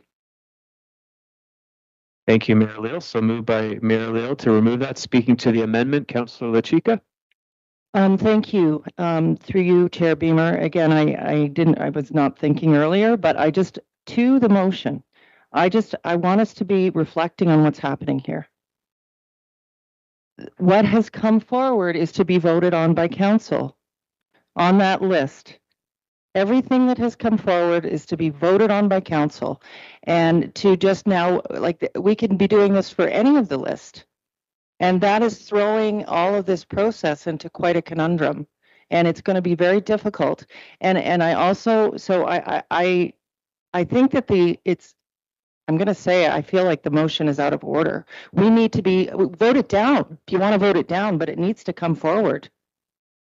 Because it's not being given the due diligence on a municipal level and what's expected in the guideline. It's been recommended, it's being brought forward to council, not today, but it needs to come forward and be voted down. And I have a question, if I may, Chair, to Director Appleby. Is there a planning application for this site on the old stone house? And could we please have some details on that? Through the chair, at this moment, I'm not aware of a planning application on that property. Thank you. And if I may, has there been anyone come forward for a consultation on this site? Because I'm understanding from Peterborough Housing Corporation that there was a stated plan for construction of a large project on this site. This is the reason it needs to come forward to be voted down or not. Thank you. So answer, if we could. I'm going to ask through you, Chair, to either Councillor Riel or Councillor Burke. Is it not so that there is a plan for a project on that site that was discussed at Peterborough Housing? Thank you. Councillor Riel, just to answer that question. Diocese has approached Peterborough Housing Corp that they would like to raise that building and make it into affordable housing. It would be for, I'm not going to tell you the clientele because that's another issue, I think, in closed session for Peterborough Housing. But certainly we have been approached that we would be one of the providers of housing on that site. All right. Thank you, Councillor Riel. So any further comments or questions on the amendment? Councillor Parnell? Just speaking to the amendment or to remove 297 Hunter Street West from the list. Yes, I also serve on the Peterborough Housing Corporation board. And yes, there are plans. They haven't got to the application stage, but these are the plans and they are looking to Peterborough Housing Corporation to perhaps manage the property. And during that discussion, I did ask, is that one on this registry list, right? So, and the answer was yes. So we're being proactive. We know there's significant, very positive plans in place. And we know about the condition of the property itself. So rather than waste the time of our volunteer committee to create a big brief on this, it's better to stop it now. And so I will support removing this from the list at this time. Thank you. Thank you very much for that, Councillor Parnell. Councillor Cheek, a second time to the amendment. So I would like to move this out of order because of provincial legislation. There is due diligence for this to come forward because it has been listed to come forward to council. We know there's a vulnerability for this to be destroyed, and it deserves the opportunity. It's come forward from PACAC, and if I may, I mean, again, if we had a manager of Heritage, we would be able to ask these questions. Okay. And I really feel, and if we look at the legislation, it needs to come forward. Okay. We're skirting a procedural piece to just willy-nilly remove it from the list. Okay. So Thank you. I'm going to rule it in order. Did you want to challenge the chair? I would. Okay. Thank you. So the chair is being challenged on his ruling to allow the amendment. Mr. Clerk, if you can just take us through this again and remind everyone how to vote, yay or nay.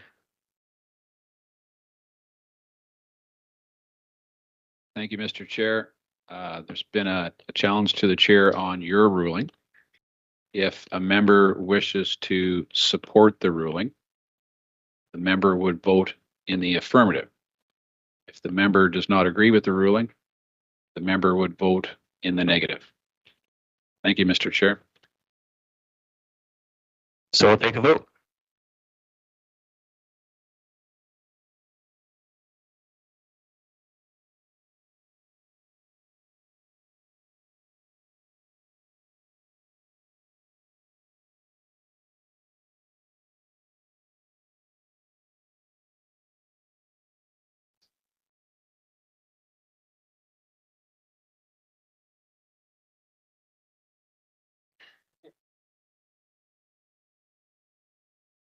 Thank you, Mr. Chair. Obviously, our colleagues and I didn't communicate here. So the motion is that the ruling of the chair be challenged. Yeah. Can we pull that back? Yeah, the chair is being challenged, so we don't vote on that. We vote on. May I suggest to my colleagues that the chair's ruling be supported. So the motion will read that the chair's ruling be supported, and if a member wishes to support the chair, they would vote in the affirmative. If a member does not support the chair's ruling, they would vote in the negative. Thank you.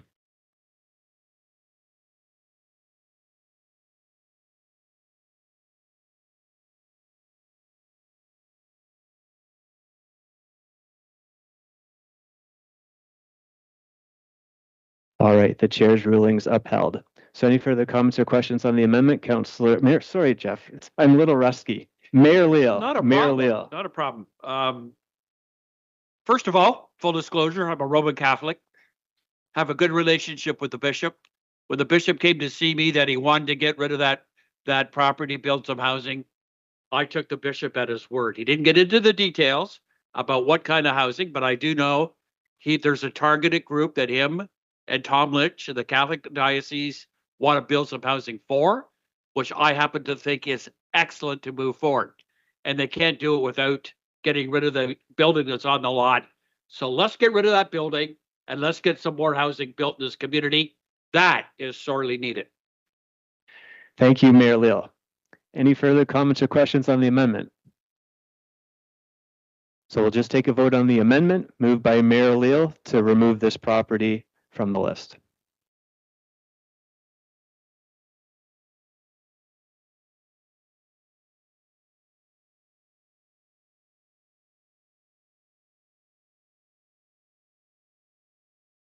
And that is carried. So we're back to the main motion, A with the amended B. Anyone wanting to speak to Councillor Degay?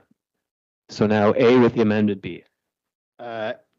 Chair Beamer, I was prepared to move the motion. Okay, moved by Councillor Degay, both A and B. We'll take a vote.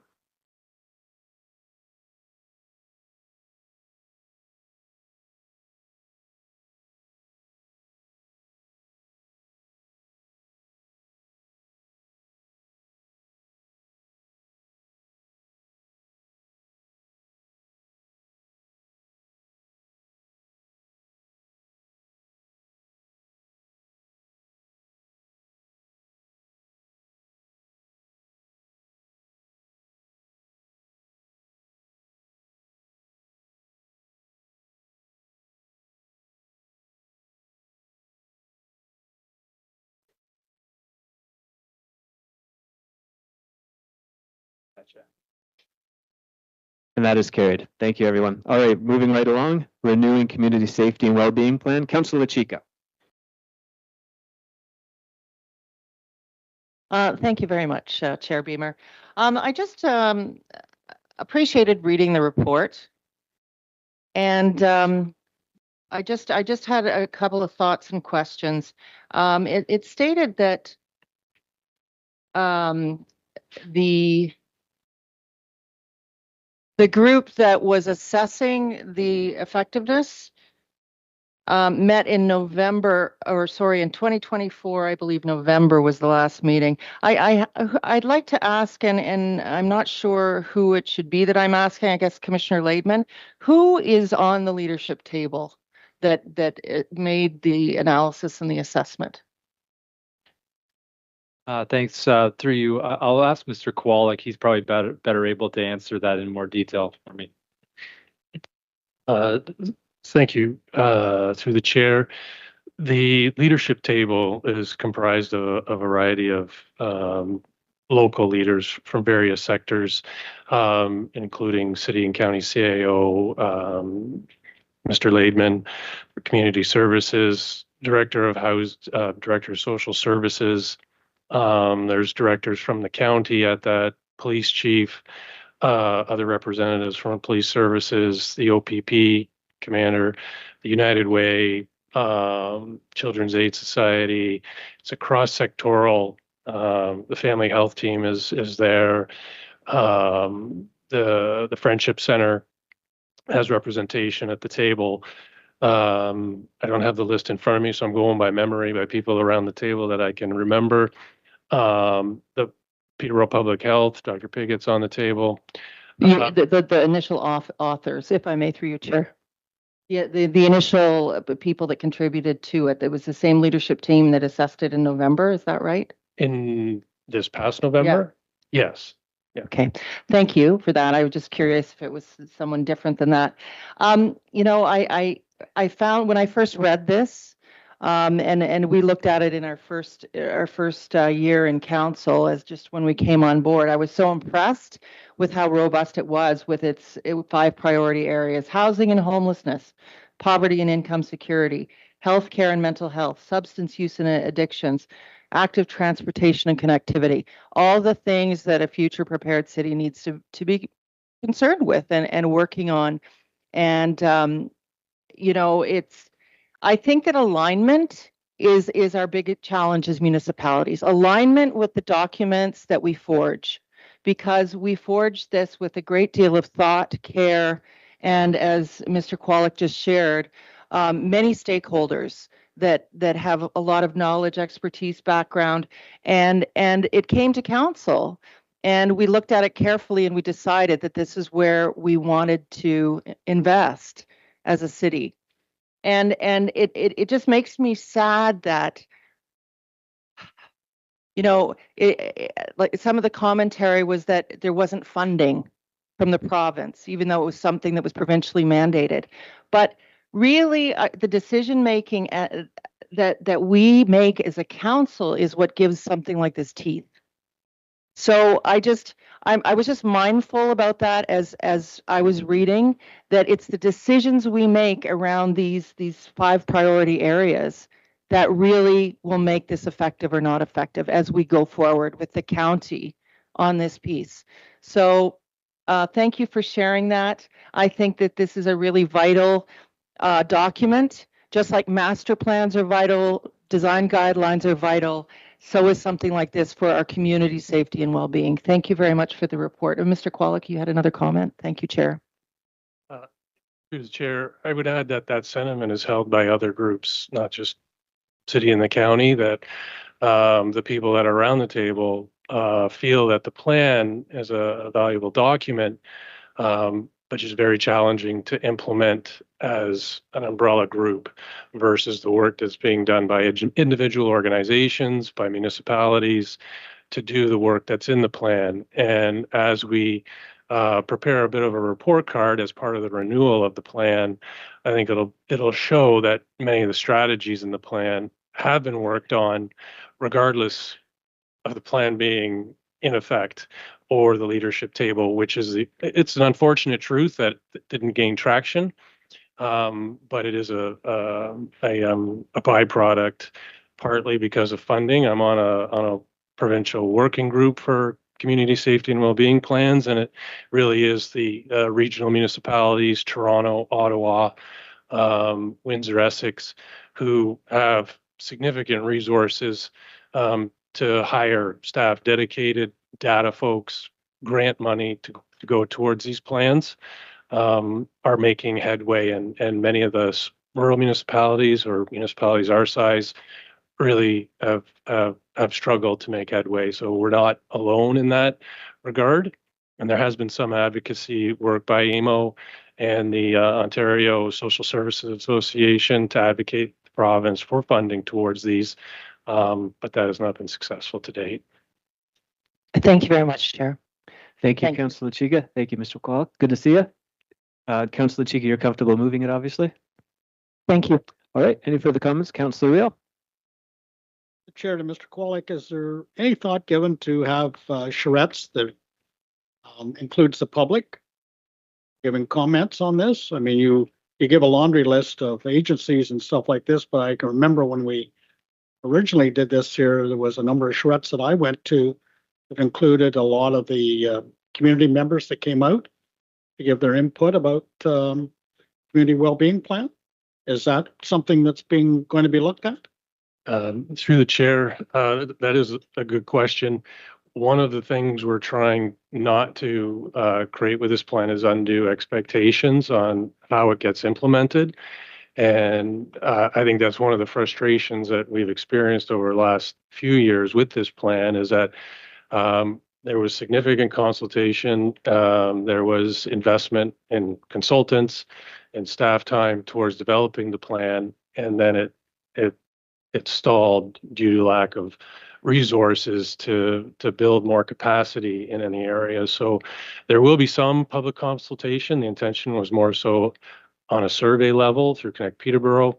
And again, it's a balancing act of asking people questions and getting their input and possibly not being able to do anything about it because of the plan.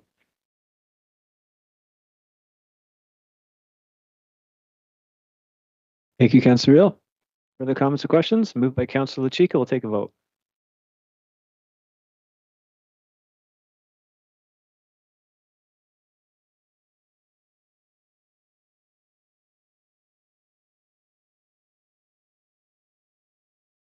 And that is carried. 12M, capital loan funding request for Thrive Housing and Support. Councillor Real. Through the chair to Commissioner Laidman, I had a sidebar before we came to the meeting, and I think he can put into context what we're asking here, like it's $1 million. And he kind of enlightened me what our responsibility is to the city. So I had a number of questions that I have written down here, but perhaps he can enlighten all of us. Conversation we had, the reason for the $1 million ask, as opposed to the questions I had, because when I read the letter from Thrive, a red flag went up for me.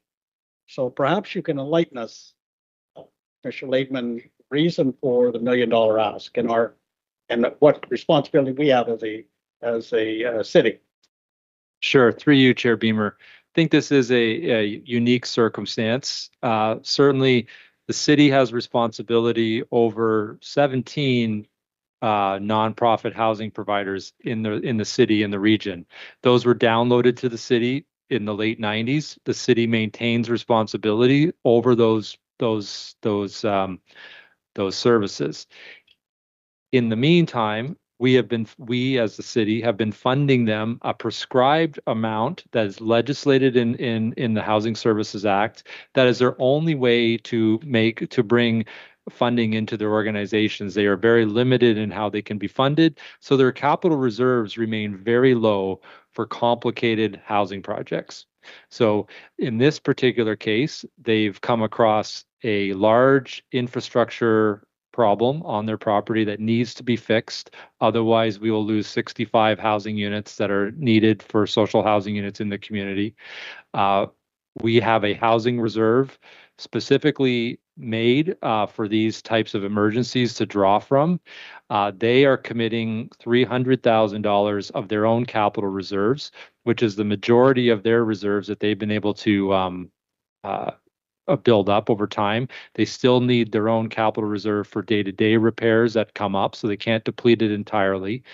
Once their agreement with the province expires, they will be able to mortgage the property and be in a better position of paying the city back for that needed infrastructure at this point in time. So we have already committed some provincial funding that we received to maintain community housing of approximately $500,000 towards this project already. The housing provider themselves is contributing the most they can through their accumulated reserve. And the only option left is for the city to provide a loan for the remainder.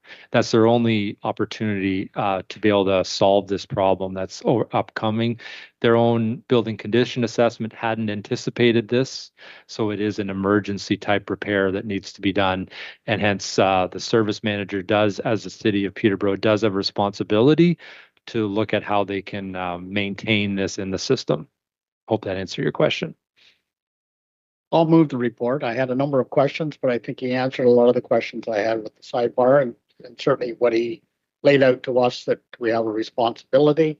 And I think he laid it out pretty good, that we're going to lose these housing 65 units.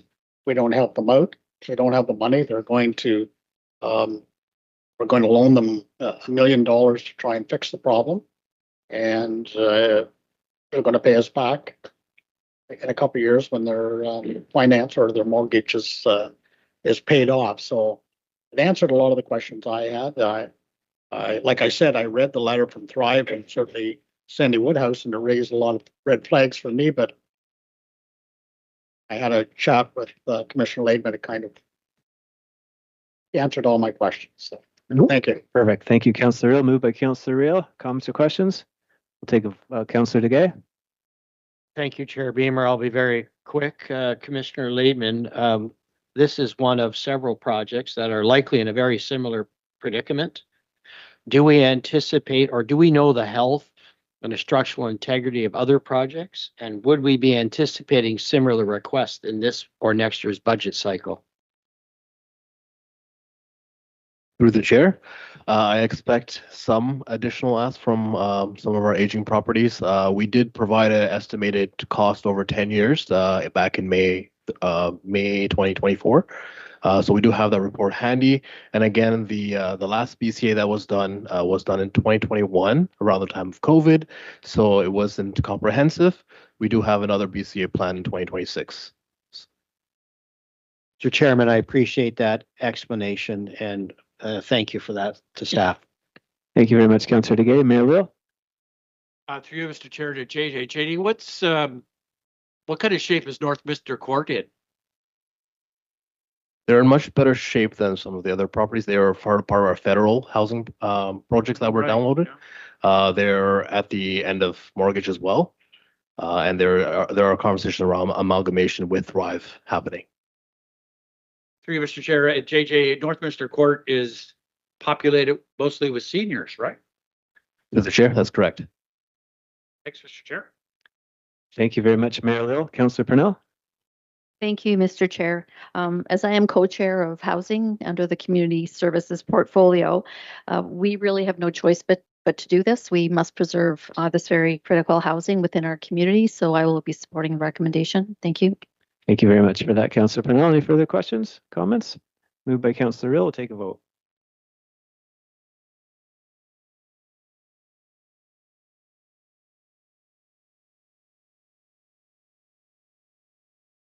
And that is carried. And last item this evening, 12N 2026 Community Wellbeing Fund. Councillor Burke. Thank you, Chair Beamer. And I have my deferral with the clerk. So I think that I'll read it and hopefully it can be put on the screen. And I just want to say that this is not our first rodeo with this issue that we're discussing tonight. And I think that what I'm going to present to council is the clearest and easiest path forward.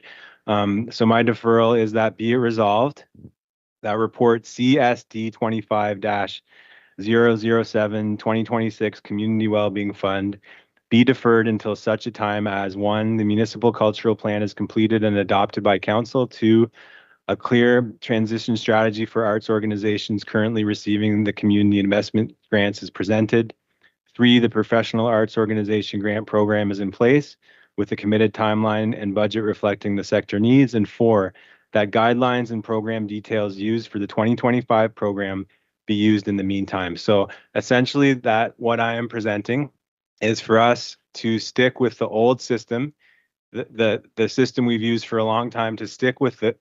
Actually, it's more like the current system. I'm asking that we stick with the current system that's in place for these grants until some of the loose ends are covered that haven't been covered in this report.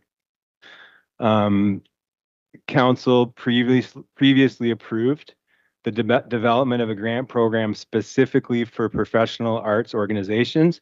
Following that, we had a public consultation and collaborative design process led by the EC3 and the AGP. This program represents a best practice approach aligned with art sector needs and has now been postponed until 2027.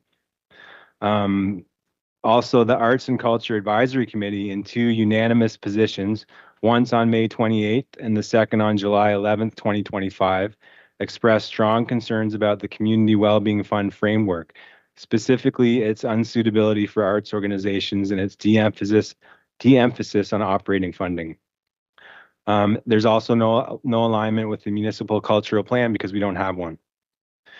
Also, the arts community has expressed dissatisfaction with ongoing shifting priorities in the cultural division of the city, including multiple leadership changes in this division.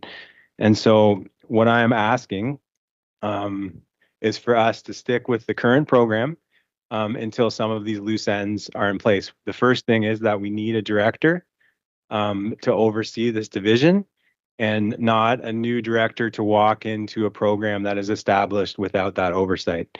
Also, this portion of those grants, this portion of the grants program was created and changed because we had pulled out the professional arts organizations and given them a separate category. But since we haven't been able to get that off the ground, it seems preemptive to change this other side of the program without the professional arts organization program in place.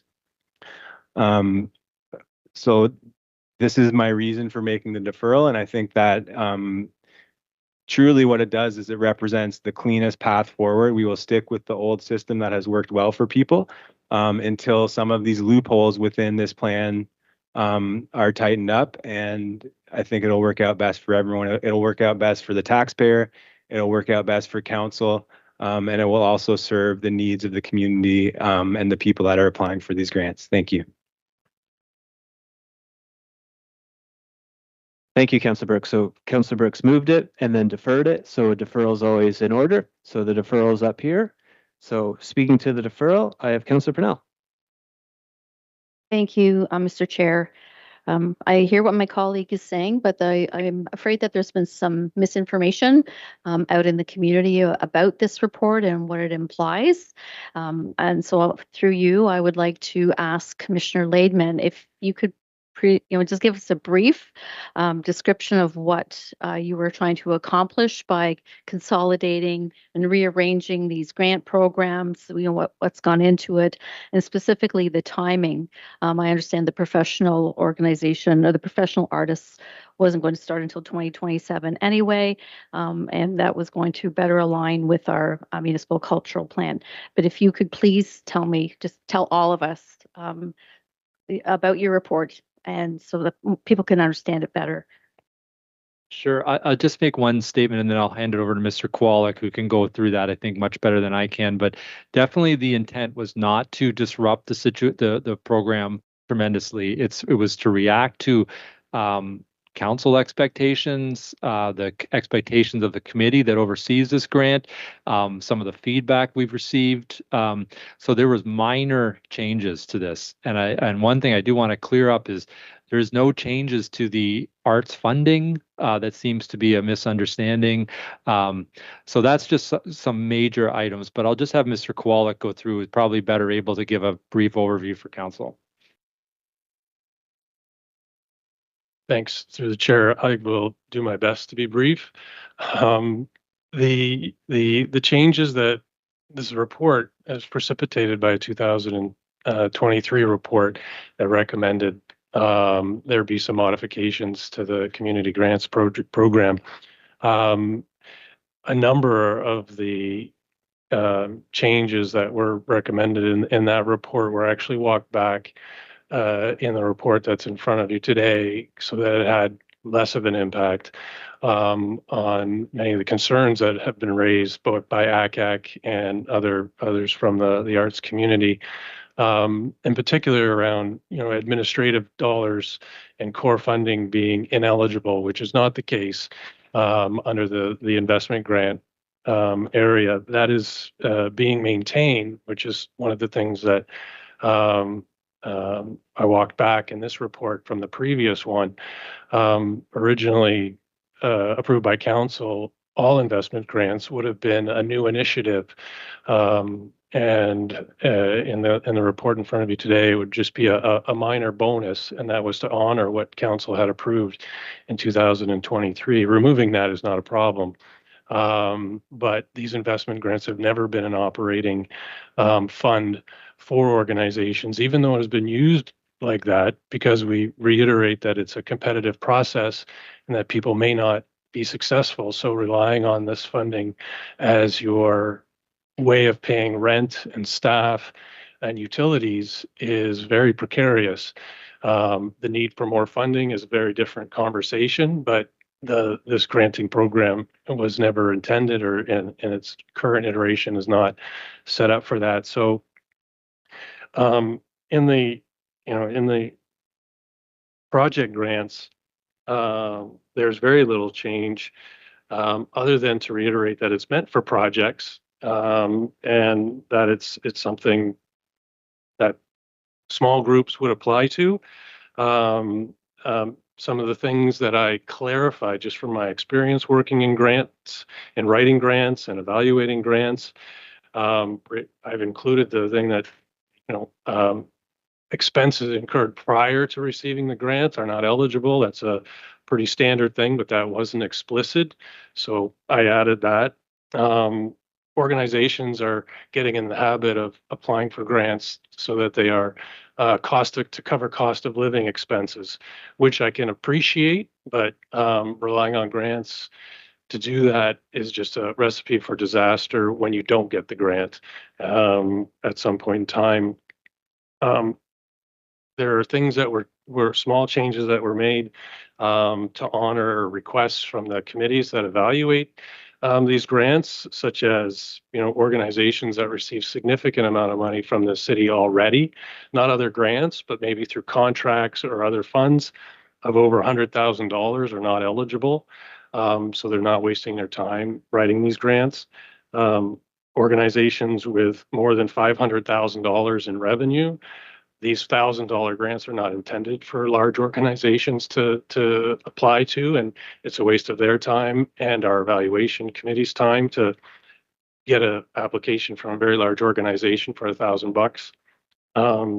And also removing the requirement for groups to apply to that grant twice before looking for the larger one. So the investment grants, the changes that were made, was around that new initiatives aspect. The previous report for 2023 had it listed as 100%. Everything had to be new.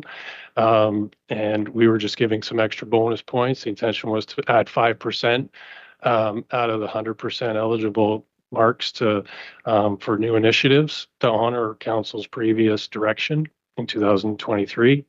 And the similar things that I said about community grants regarding prior expenses, cost of living, also were removed.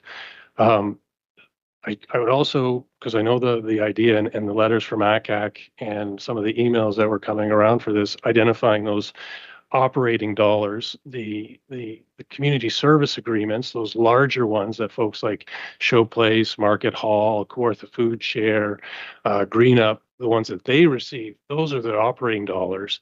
And we've set up a system through that program that was approved by council earlier this year, that if a director or a commissioner felt like an organization warranted having their operating dollars covered on a more consistent basis, we currently fund them on a 3-year cycle now, that they would get moved into that category. Most recently, Kawartha Sexual Assault Center got moved into that category, and rightfully so, given that that's a unfortunately growing need in our community and across the country. So the idea of using the community grants budget for operating dollars really lies between the relationship with that organization that's not getting a community service agreement to be with the director or the commissioner or myself who managing this program, to make a case to council to move them out of there and into a more stable funding situation. Otherwise, the rest of the project grants and the community investment grants, it's a competitive process and meant for people to apply, no guarantees, and making sure people are clear that that's the situation. Thank you very much. We're a little off the 5 minutes, so do you want to go back on the list? Just with that answer, okay, very quickly. And then you can go back on the list if you want. Okay. So based on the report itself and what Mr. Kwolek has said, I can't support a deferral on this. We would lose the significant amount of work that has gone into this, the incredible amount of consultation done by Mr. Kwolek with our stakeholders. So a deferral really will not accomplish nothing but delay and waste all the valuable work already done. Thank you. Thank you very much, Councillor Purnell. I have Councillor Chika and Mayor Leal. Councillor Chika speaking to the deferral, and Councillor Burke. Thank you very much, Chair Beamer. I'd like to thank Councillor Burke for the deferral.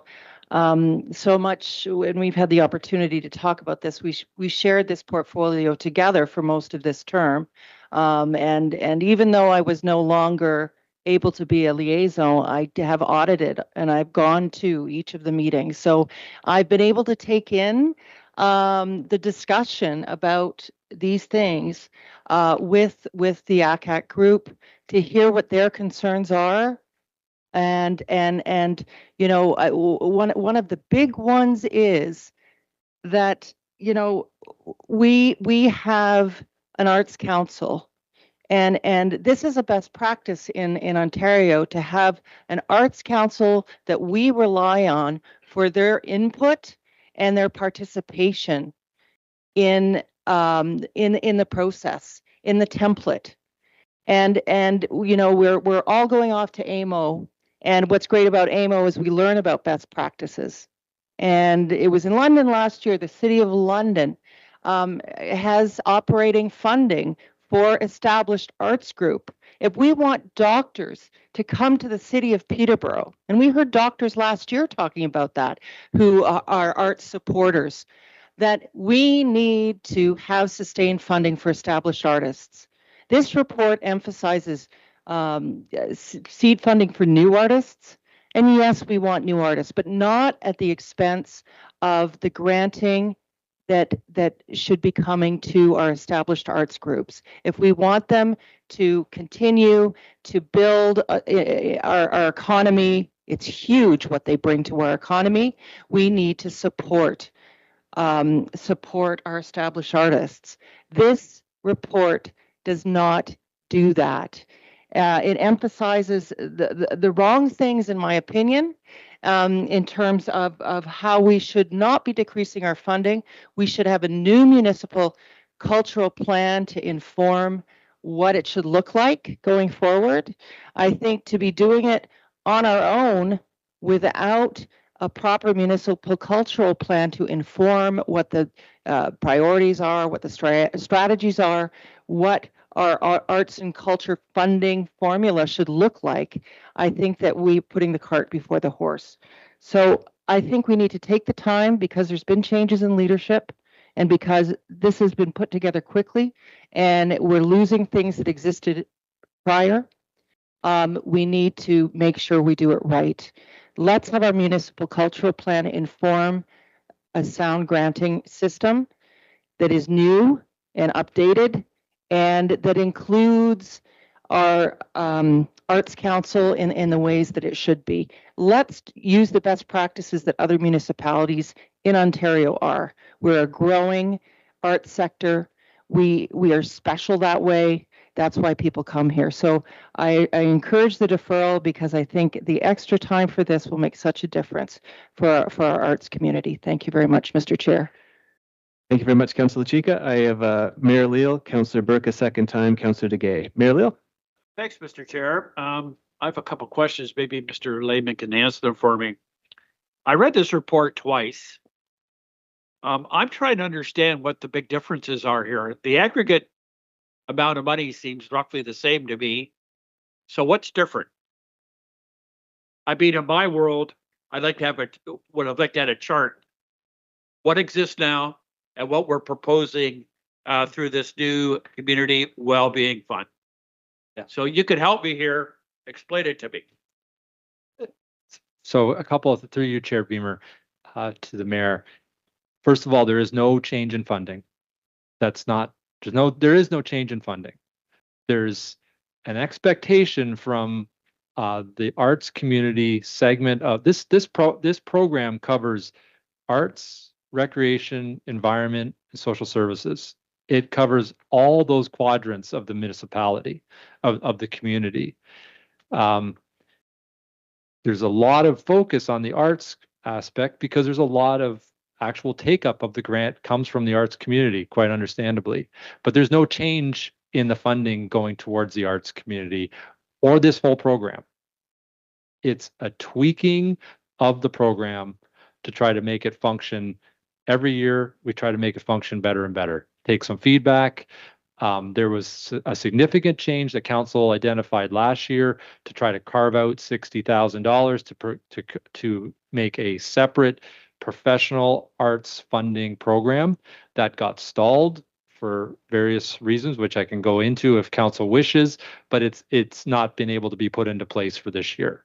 So we need some extra time to be able to do that. In the meantime, we would be operating the program with the full amount of money available to the arts community and the recreation community and the environment community as before, with some minor changes as Mr. Kowalik went over to clarify what the best use of the funding is.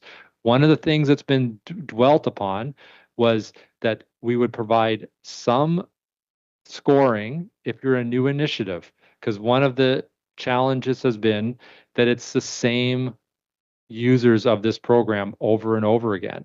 And there's just no opportunity for new groups to come into this.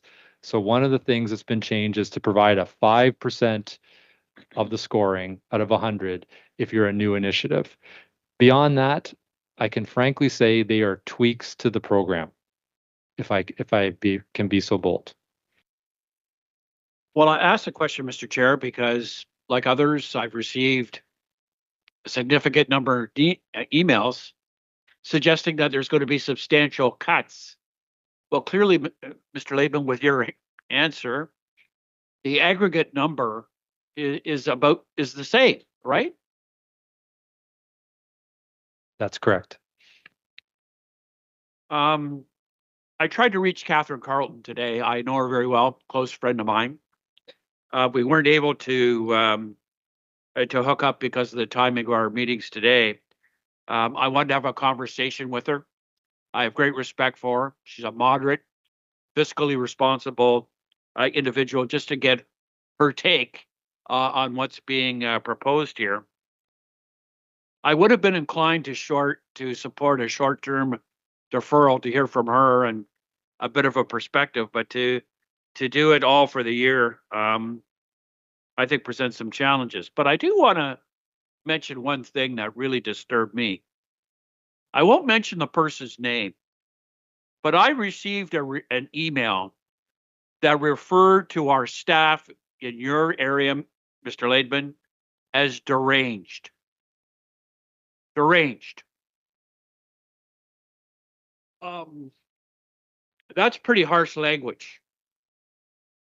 It's disturbing, because more and more we're seeing that if somebody disagrees with a decision that's made, they go to this inflammatory rhetoric, which increasingly for individuals, whether it's on the elected side or the public service side, is creating really problems. And when I see that stuff, I have an obligation as mayor to call it out because it's frankly wrong. So, Mr. Chair, we'll listen to the rest of the discussion here. Thank you very much, Mayor Lille, for that. I have Councillor Burke a second time, Councillor Duguay, Councillor Reel, Councillor Cheek a second time. Councillor Burke? Yes, thank you, Chair Beamer. And, I also received that email and was frustrated by it. And I brought it to the attention of some of the people that were advocating and cleared up that fact from my own experience. And my experience is that since I've been on council, I've been on this file, not just with the arts, but with the community grants. When we as councillors were sitting on that committee, I did it with Councillor Riel. We were around for 2 rounds of applications to this grant program. And in my experience, I never saw or read any application, whether it was a successful one or one that failed, that asked for cost of living as part of the application. Not in my experience. I never received that.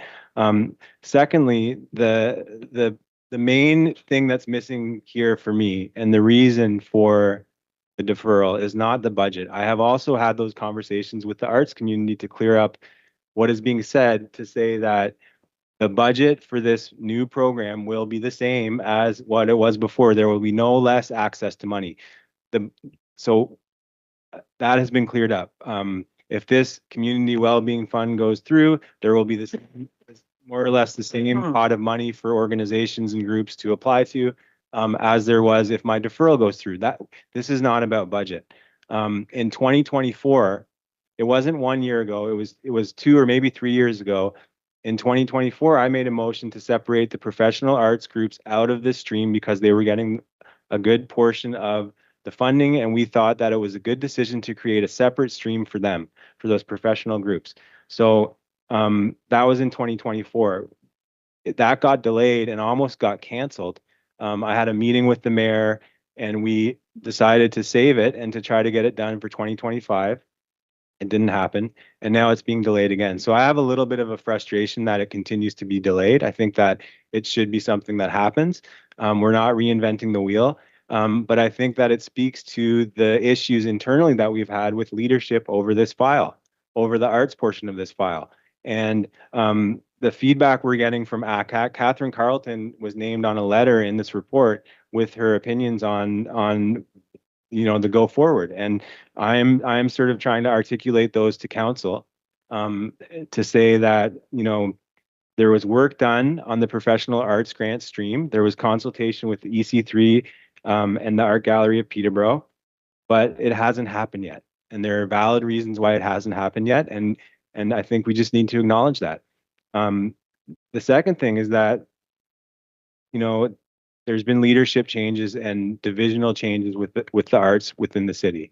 And so for that reason, I believe that it's more prudent for us to develop this program holistically when the professional arts stream is in place and when we have a director of culture.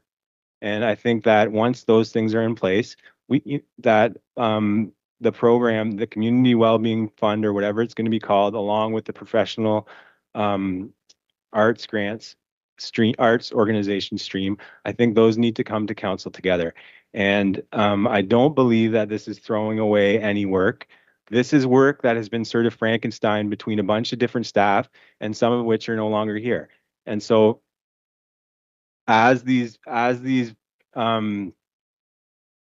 programs have been rolled out, we've heard feedback from the community with their concerns. And instead of trying to nitpick through this report and change things here and there, or listen to delegates and add some budget or this and that, I truly believe that it's the easiest decision for us on council to defer this until those things that I've mentioned in my motion are confirmed. And I think that everyone will be better off in that case. We've heard from the commissioner that the tweaks being offered here are not really that drastic. So therefore, the argument could go in my direction to say that it wouldn't be that big of a deal for us to stick with the current system until these other pieces are established, like the professional arts organization stream and the municipal cultural plan. And I think that that's the best way forward. We already know the old system. It has worked for us. We've heard from people and we've cleared up the idea that there will be less money available to groups. There will be the same amount of money. And therefore, until the municipal cultural plan is set and until the new stream that has continued to be delayed is up and running, I believe that the best avenue is to continue with the current system until those things are in place. Thank you. Thank you very much for that, Councillor Burke. I have Councillor DeGay, Rio, Lachika second time, Mayor Lil second time. Councillor DeGay. Thank you, Mr. Chairman. Having heard Mr. Kwolek and Mr. Laidman's explanation, that in effect, this report is more of a fine tuning of a existing program. Modifications were made to the October 10, 2023 report in consultation with organizations. Mr. Chairman, I would like to call the question. So, Councillor Day, you can't speak and then call the question. You have to call the question right at the start of your speaking. Having said that, I will wait, but I will be making that motion in my second opportunity. Yeah. Put my hand up. Thank you. If you speak, then it's so. But nice try though. Point of order. Yes, point of order. Councillor Chico, I, point of order. and again, thank you, Chair Beamer. I'm just concerned because there was a mention of electeds being inflammatory by the mayor. And I'm just, through you, Chair, I wanted to know what he meant exactly, because I haven't heard any electeds be inflammatory around this table about this matter, nor have I seen anything on social media or through email. No, electeds. You said whether on the elected side. I just say elected, sorry. I meant to say targeted like sometimes against elected people and this time against a public service. In general, it was a generic way of looking at it. Okay. Sorry, Councillor Chico. All right, because quite frankly, just to reiterate, these are important discussions, and certainly changes in funding. It's a relative term, and it isn't so categorical. Arts groups have been funded over time at a certain amount, and then there have been shifts. I got you on the list. So thank you, Councillor Chica. Thank you, Mayor Leal. Councillor Real, speaking to the deferral. Through the chair to Commissioner Laidman, I'm looking on page, well, it's 200, but it's actually page 6 of this report. And it says that the assessment project has not changed. Applications were reviewed and detailed and recommendations by senior staff committee for council approval. Well, that's a change. Can you explain this to me when you say there is no change? Because that is a change.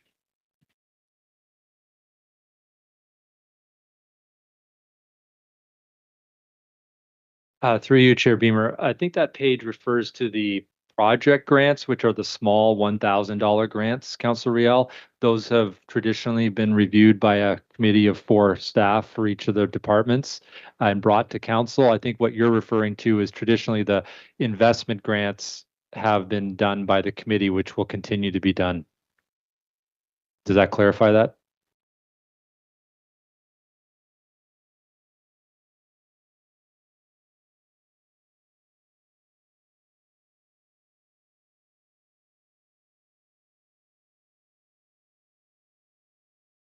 And I'm reading here, these are all changes that came out of the community grant committee over the years, and I've been on it for 14 years, of what changes should be made to all of the grant or the money that's been given out. And when I look through this list here, what grant should be, who should be disqualified, whatever, I think you made the thing, if there's a group or something that's over $500,000, why would you get any money? These are all brought forward over the years by people that at the last meeting we have, what would you like to see changes for the next round of grants? And it happens in the 14 years that I've been on it. So I'm looking at this here, but when you're saying now there's no change, that it's just going to be the senior staff committee for council approval. So please shed some light on that for me. I think I just need to clarify, and Mr. Koala can make sure I'm correct here. Page 5 and 6 refers to the community project grants. That's the name of the grant program we're using for the project grants that are between $250 and $1,000. That will continue. That's the small grant that's reviewed by staff because we receive literally 80 applications. We have a staff committee review those, and that's always been the case, and we'll be continuing that. The community development grants, which is on page 7 and 8, is the grants that you're referring to, Councillor Riel, which are the $10,000 type grants, the $1,000 to $15,000 grants. Those would be continued to be reviewed by a committee set up by council. I hope that clarifies that.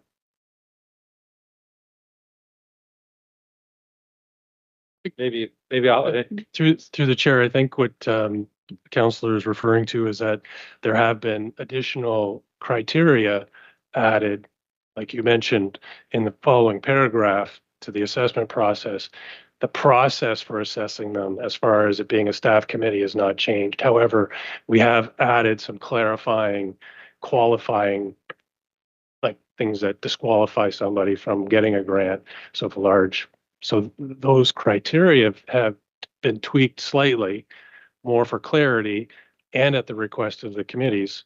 However, the process for evaluating them as far as being a staff committee, like Commissioner Laidman said, has not changed. That it's still going to be a staff committee for the smaller grants and then a public advisory committee for the investment grants.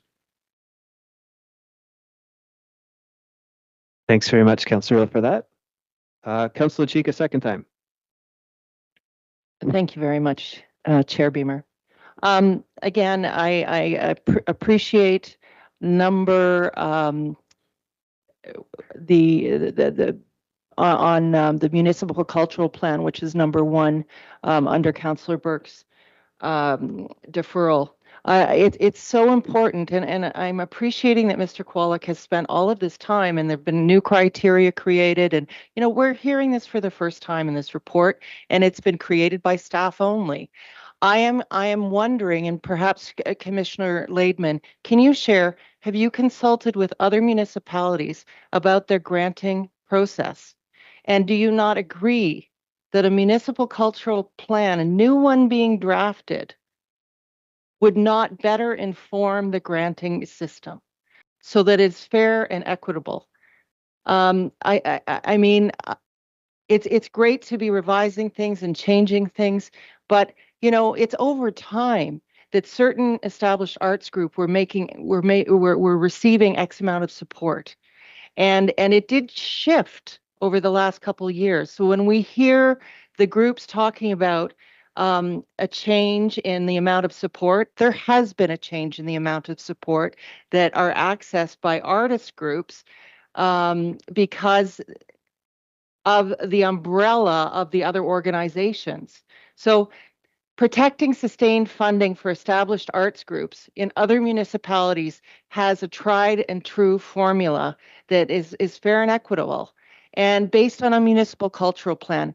Why don't we wait and defer so that we can impart something to our arts community and our committee that wholeheartedly supports this, and we're championing the arts for the future in Peterborough? It shouldn't have to be this dissonance. We are a vibrant arts community. Let's get this right, and let's include the right stakeholders in making these decisions and finalizing them. I fully support the deferral. We know that even a small grant, municipal grant, is what qualifies people to receive OAC grants and Canada Council grants. And if they don't get the grant, they're unlikely to receive the provincial or federal grant. So that's something we haven't touched on tonight, but it is really essential. Let's just get this right. Let's take the time to get it right. Thank you. Thank you very much for that, Councillor Chika. Mayor Leal, second time. Thanks very much, Mr. Chair. I truly am struggling with this one. Chris, I just a question to you through you, Mr. Chair. If we supported the deferral, what does that mean to the world tomorrow or next week? Like, what big changes would happen or not happen?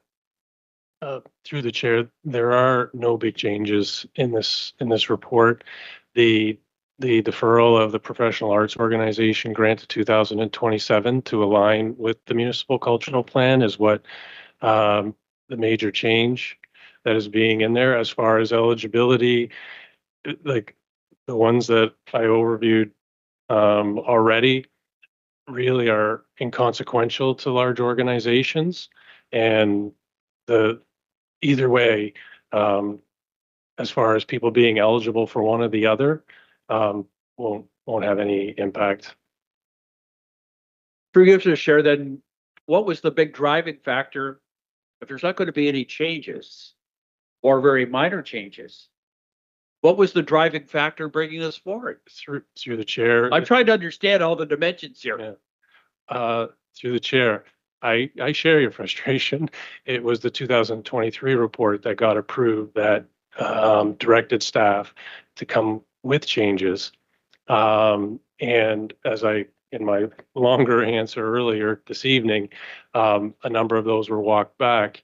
I think the outcry in the community would have been far larger if we had honored that report. And many of the things in that report would have excluded like community investment grants. Nobody would be able to apply because people would be chasing funding to just invent new projects to try to get some funding. And I've written enough of them to, try to massage them, to write them to fit the guidelines and be able to do what I want to do. But it would have been next to impossible for that to happen. So those changes were walked back. A number of them were. The professional arts organization grants, there was work done on that to prepare guidelines. I have all due respect to ACAC and the chair of the letter that came. I don't share their feeling that the guidelines that have been provided are ready to go. There still is a lot of work to be done on what has been prepared, which is what earlier this year precipitated the deferral to 2027 for that to happen. So sorry for the long answer, but to answer your earlier question, there would be no substantive change to the community and those that are eligible to apply. Either way. Okay.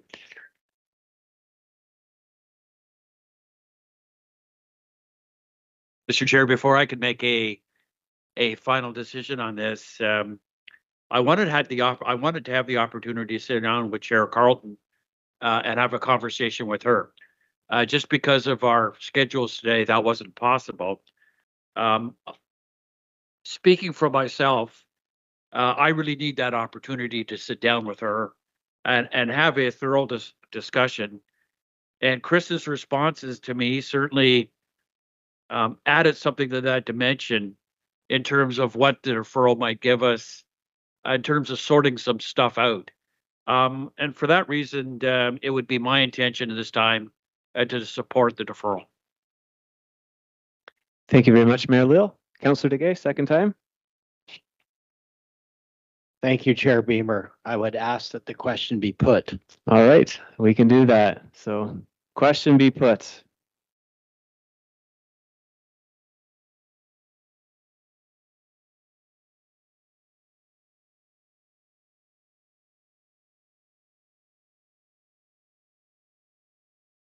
That is carried. All right, moved by Councillor Burke to defer. We will take a vote.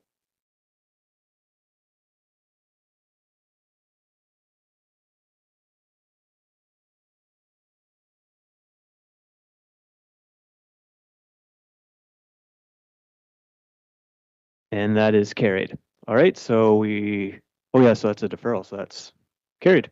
Okay, so that's carried. So notice of motion, Councillor Vassiadis.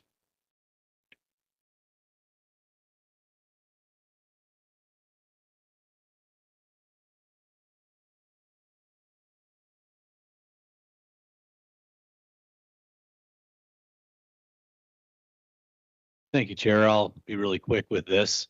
I'm going to read the motion and speak to it, but also make a slight amendment to it also.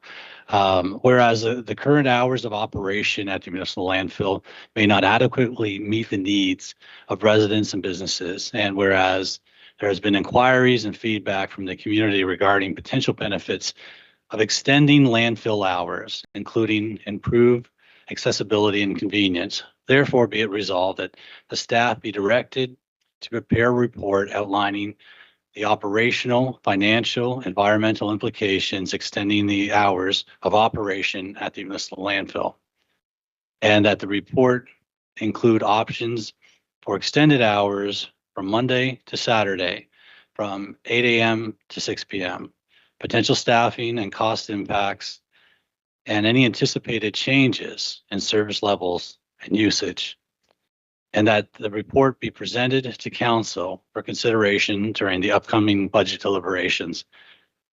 Now, that's the motion, but I'd like to make an amendment to the motion. And I made the amendment after talking to Councillor Baldwin, which it was a misstep. I should have talked to you sooner. And I know you've been doing waste management for I don't know how long now, but it's been a few years, eh? So, but no, so I'd like to change the last paragraph, and a part of the change is including the Waste Management Committee, which is a joint committee with the city and the county, which is really important to include them in this. So I appreciate that. And so I want to change the last paragraph to, and that the staff be directed to forward the motion to the Waste Management Committee for their input, and that the report be brought back to council for consideration during the upcoming budget deliberations. Now I've emailed that to the clerk. Yeah, basically, I've had constituents reach out to me and talk to me about the landfill, and mainly it's people that work 9 to 5. It's virtually impossible to actually use it during the work days, and then there's decreased hours during the Saturday when it's open. So, and I don't know if there's a refound, or it's been discovered, maybe after the ice storms. I even remember after COVID, people were during COVID, people were using landfills, and even the windstorm too. So there's definitely a renewed interest in the landfill and using it. We are within our ECA, which is our environmental compliance approval, with the hours that I presented here. These hours are consistent with some municipalities throughout Ontario. So I wanted to keep that. I wanted to see what other municipalities were doing. I did take a thoughtful approach, with the exception of leaving out Councillor Baldwin there until the end, but I appreciate the communication there.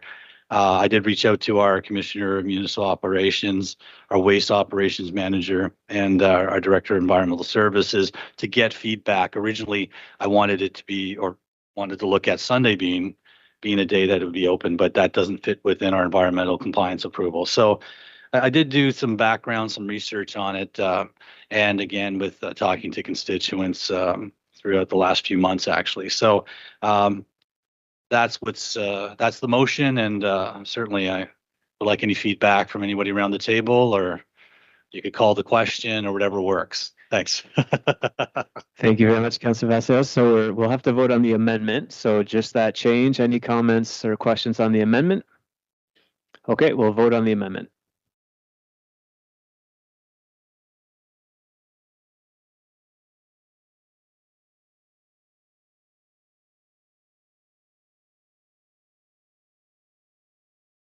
And that is carried. All right, any comments or questions on the amended motion moved by Councilor Vasiliadis? We'll take a vote on the amended motion.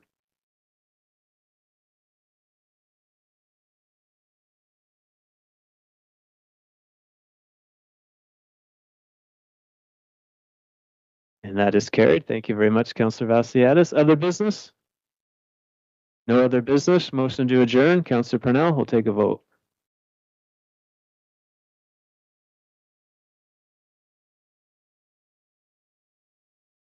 Councilor Baldwin's a yay on adjournment. Everybody's a yay. And that is carried. Thanks, everyone. Thank you, colleagues. Thank you, staff. Good night.